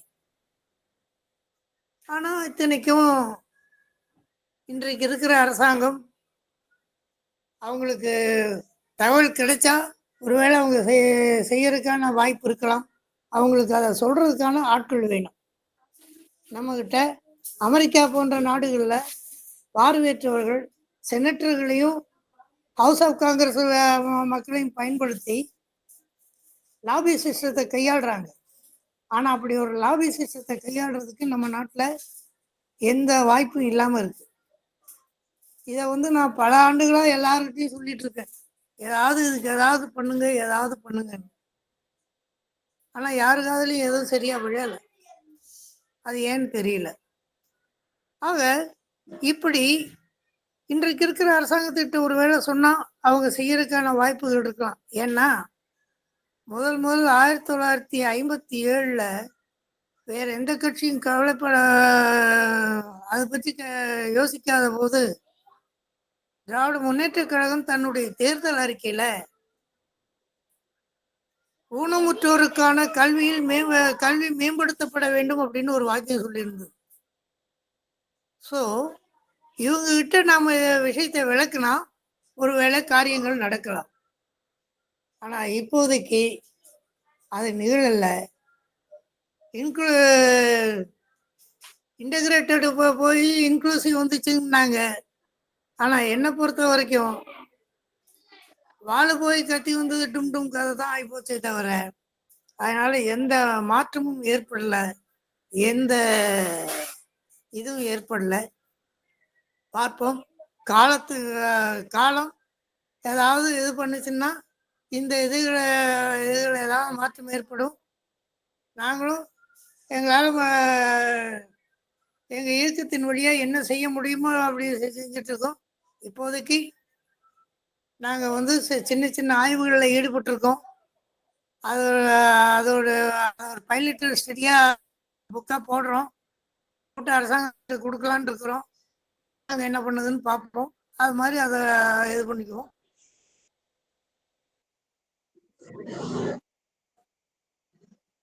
இப்படியாக ஒரு செயல்பாட்டுல என்ன துரதிருஷ்டம் அப்படின்னா என்ன வசதியா இருக்கு அப்படின்னா யாரும் கோவிச்சுக்க மாட்டேங்கன்னு கத்தார் சொன்னார்.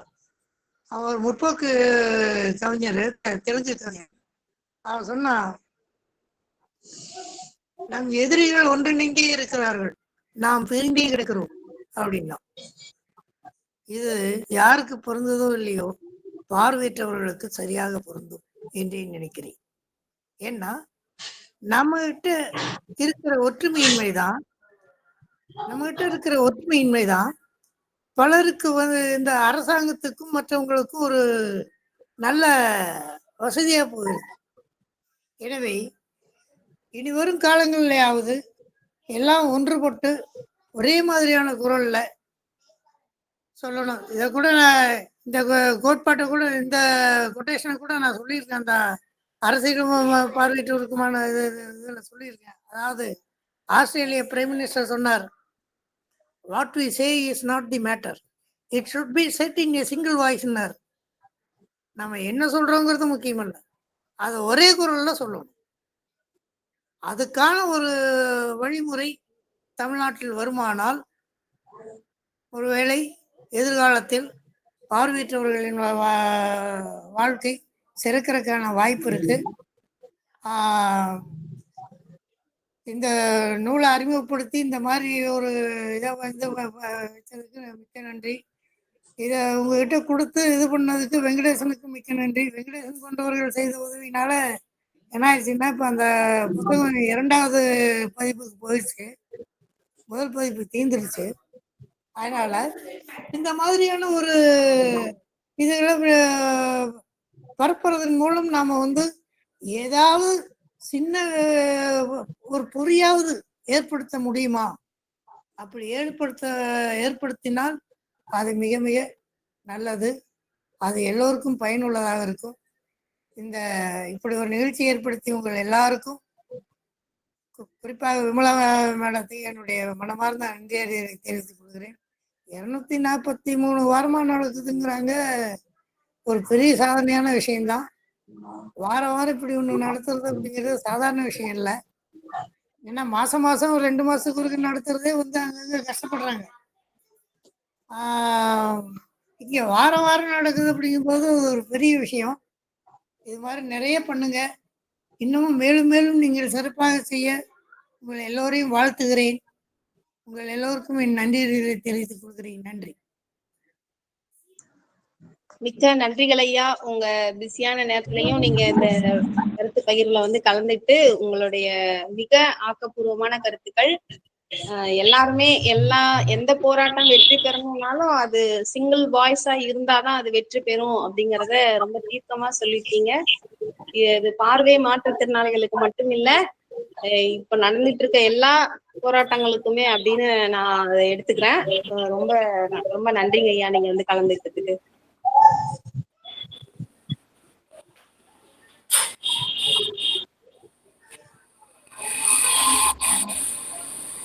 மிக மகிழ்ச்சி. அடுத்து வேறு யாரானும் கருத்து பகிர்ந்தால் கூறலாம். சித்ரா கணேசன் சார். ஒரு வார்த்தைகள். வணக்கம் ரமலா மேடம், நல்லா பண்றீங்க. நன்றி மேடம், நன்றி மேடம். சூப்பரா இருக்கு. இதுல ஒரே ஒரு கருத்து நான் சொல்லிக்கிறேன். புதிய தலைமுறை நியூஸ் இருக்கு இல்லையா, சொல்லுங்க மேடம், கேக்குது. புதிய தலைமுறை நியூஸ்ல வந்து முதல்ல அவங்க அந்த டெஃபண்டமுக்காக அந்த ஆக்ஷன்லயே சைகையிலேயே நியூஸ் கொண்டு வந்தாங்க.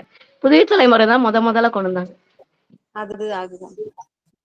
அது எனக்கு ரொம்ப இந்த சமயத்துல சொல்லிக்கிறேன் நான். அப்புறம் நான் நேர்ல பேசுறேன். ஓகே, நன்றிகள் மேடம், நன்றிகள். தேங்க்யூ. வணக்கம் மிஸ், நான் சரவணன். வணக்கம்ப்பா, வணக்கம்ப்பா. நான் ஃபர்ஸ்ட் நீங்க தான் பேசுங்கன்னு நினைச்சுதான் நான் சொன்னேன். அப்புறம் தான் அது ராமன் சார் குரல்னு தெரிஞ்சது. வணக்கம்ப்பா, நல்லா இருக்கீங்களாமா? நல்லா இருக்கேன். உங்களுடைய நூல் அறிமுகம் மிக சிறப்பா இருந்ததுங்க மிஸ். தொடக்கத்துல இருந்து கவனிச்சேன். உண்மையிலேயே வந்து சுகுமார் ஐயாவுடைய நூல்களை பற்றி நான் இதுக்கு முன்னாடி கேள்விப்பட்டிருக்கேன், ஆனா படிக்கிறதுக்கான வாய்ப்பு கிடைச்சது இல்லை. இப்ப நீங்க அந்த நூல் அறிமுகம் கொடுத்ததுக்கு அப்புறம் வந்து எவ்வளவு விரைவா படிக்கணுமோ அவ்வளவு விரைவா படிக்கணும் தான் நினைக்கிறேன். கடந்த புத்தக கண்காட்சியில கூட அவருடைய நூலை வாங்கணும்னு நினைச்சேன், அது வாங்க முடியாம போயிடுச்சு. உங்களுடைய நூல் அறிமுகம் மிக சிறப்பா இருந்ததுங்க மேடம். அந்த எனக்கு வந்து நடுவில் நீங்க அந்த அங்கீகாரத்தை பத்தி பேசுனீங்க. அந்த அங்கீகாரத்தை பத்தி பேசும்போது எனக்கு உண்மையிலேயே வந்து உங்களால மட்டும்தான் அது பேச முடியும்னு தோணுச்சு. ஏன்னா மாற்றுத்திறனாளி அல்லாத ஒரு பொது சமூகத்திடம் இருந்து மாற்றுத்திறனாளிகளுடைய உழைப்பை அந்த புரிந்து கொள்ளக்கூடியதுன்றது இன்னைக்கு இல்லை. மாற்றுத்திறனாளிகள் வந்து ஒரு கட்டுரை எழுதினாலோ இல்லை கதை கவிதை எந்த படைப்பை படைச்சாலும் அதை வாங்கி ஒரு 2 பக்கத்தை படிச்சுட்டு நல்லா இருக்குப்பா, நல்லா எழுதியிருக்கீங்கப்பா, வாழ்த்துக்கள் அப்படின்னு சொல்லிட்டு போகக்கூடிய ஒரு நடைமுறை தான் இன்னைக்கு இருக்கு.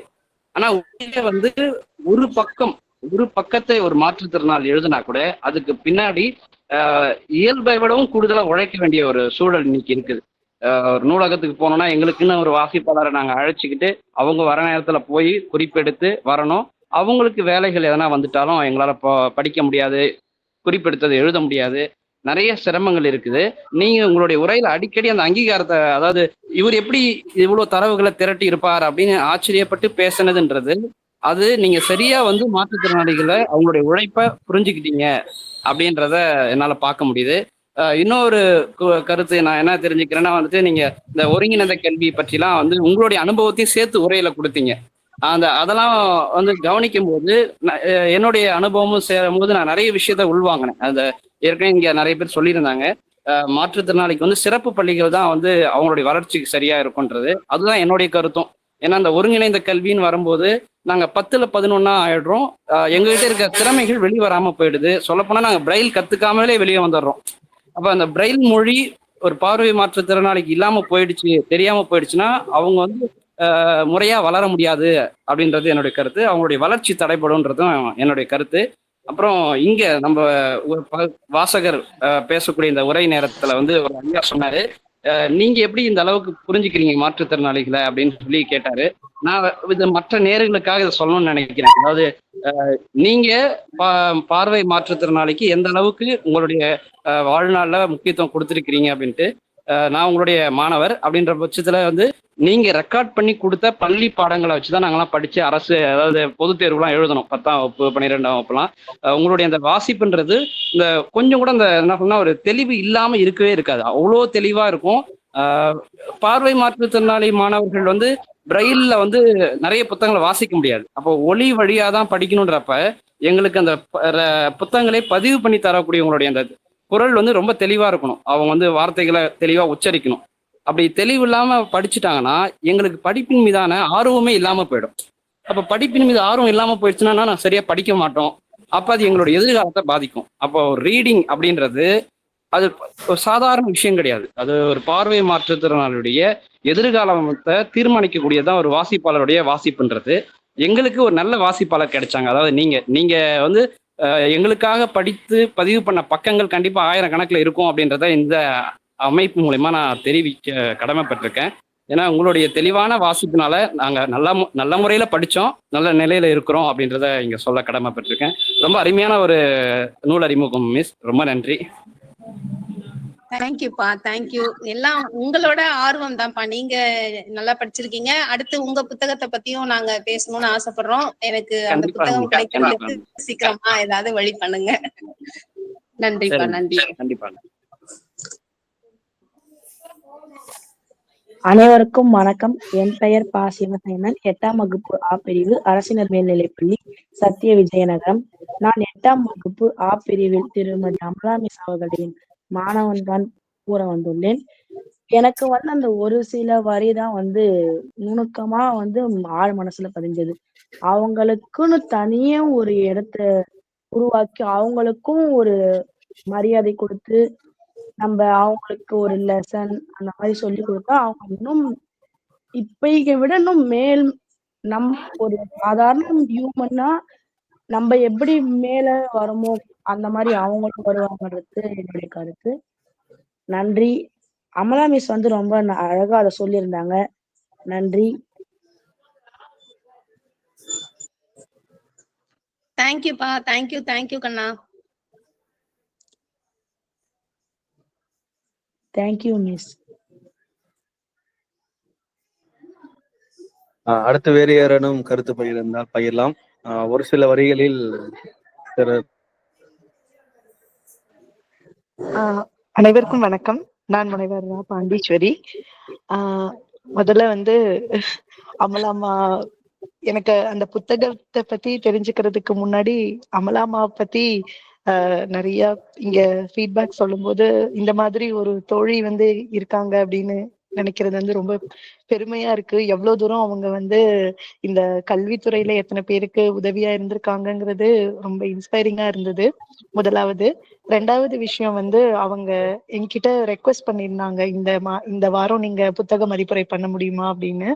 நான் டிராவல்ல இருப்பேன் மேம், அதனால பண்ண முடியாது அப்படின்னு சொன்னேன். எனக்கு ரொம்ப வருத்தமா இருந்தது. ஐயோ, நம்ம இந்த மாதிரி ஃபர்ஸ்ட் டைம் ரெக்வெஸ்ட் வந்தது, நம்ம பண்ண முடியலையே அப்படின்னு. ஆனா இப்ப அது ரொம்ப சந்தோஷமா இருக்கு. ஏன்னா நான் புத்தக மதிப்புரை பண்ணியிருந்தா தலைப்பு வேற மாதிரி போயிருந்திருக்கும். ஆனா அமலாமா புத்தக மதிப்புரை பண்ணினது எத்தனை தகவல்கள். நான் நான் புத்தகம் படிப்பேன். ஆனா இந்த மாதிரி மாற்றுத்திறனாளிகள் அப்படின்னு இருக்கிற ஒரு டொமைன் அதை பத்தி நான் படிச்சதே கிடையாது. ஆனா அதுல இத்தனை இருக்கு. அரசாங்கத்துல இதெல்லாம் செய்யறாங்க. அரசு பள்ளிகள்ல அதை எக்ஸிக்யூட் பண்றதுல எத்தனை பிரச்சனைகள் இருக்கு. இதெல்லாமே எனக்கு ஜீரோ நாலேஜ் அப்படிங்கிற இதுல இருந்து நான் இந்த மதிப்புரையை நான் கேட்டேன். நான் லேட்டா தான் ஜாயின் பண்ணதுனால புத்தகத்தோட பேரோ என்னன்னு எனக்கு தெரியலன்னா சில விஷயங்கள் ரொம்ப இருந்தது. ஏன்னா நானும் ஒரு ஸ்கிரைபா இருந்திருக்கேன் கல்லூரி நாட்கள்ல. எங்க கல்லூரியில படிச்ச மாணவிகளுக்கு என்னோட யூஜில அவினாஷ்லிங்கம்ல படிக்கும்போது அந்த மாணவிகளுக்கு நான் ஸ்கிரைபா போயிருக்கேன். ஸோ அந்த டிஃபிகல்டிஸ் என்ன அப்படிங்கிறது கொஞ்சம் எனக்கு தெரியும். அதுக்கப்புறம் இந்த மாற்றுத்திறனாளிகளை பத்தின அங்கங்க சில நேரங்கள்ல அவங்கள பாக்குறதோட சரி, ஆனா அவங்களுக்கான வாழ்க்கை, கல்வி முறை, அதுல இருக்கிற விஷயங்கள், இதுல இத்தனை விஷயம் இருக்கா அப்படிங்கறதெல்லாம் இன்னைக்கு கேட்கும் போது நம்ம கூட ஏன் எதுவுமே நம்ம செய்யல, இத்தனை நாள்ல நம்ம இருக்கிறோம், நாங்களுமே கல்லூரியில பாடங்கள் எடுக்கிறோம். ஆனா ஒரு நல்ல ஆரோக்கியமா இருக்கிற ஒரு மாணவனுக்கோ மாணவிக்கோ தான் நம்ம எடுக்கிறோம். இந்த மாதிரி ஒரு செக்டார் இருக்காங்க அப்படிங்கிற ஒரு சின்ன தாட் கூட ஏன் எனக்கு இல்லாம போச்சு அப்படிங்கிற மாதிரி எனக்கு இருந்தது. அதே மாதிரி சுகுமாரன் ஐயா அவங்க பேசும்போது இந்த மாதிரி ஒரு பெரிய ஆளுமைகள் இதுக்காக எவ்வளவு தூரம் அவங்களோட உழைப்ப சமுதாயத்துல ஒரு சின்ன மாற்றத்தை ஏற்படுத்துறதுக்காக எவ்வளவு தூரம் அவங்க செஞ்சிட்டு இருக்கிறாங்க அப்படிங்கறதெல்லாம் கேட்கறதுக்கான ஒரு அனுபவம் ஏன்னா நான் இப்ப அந்த 35 வயது அந்த இதுலதான் இருக்கிறேன். ஸோ இன்னும் எனக்கு வயது இருக்குது. ஆனா அதுக்கான ஒரு சின்ன முயற்சியை நம்ம எடுக்கணும்.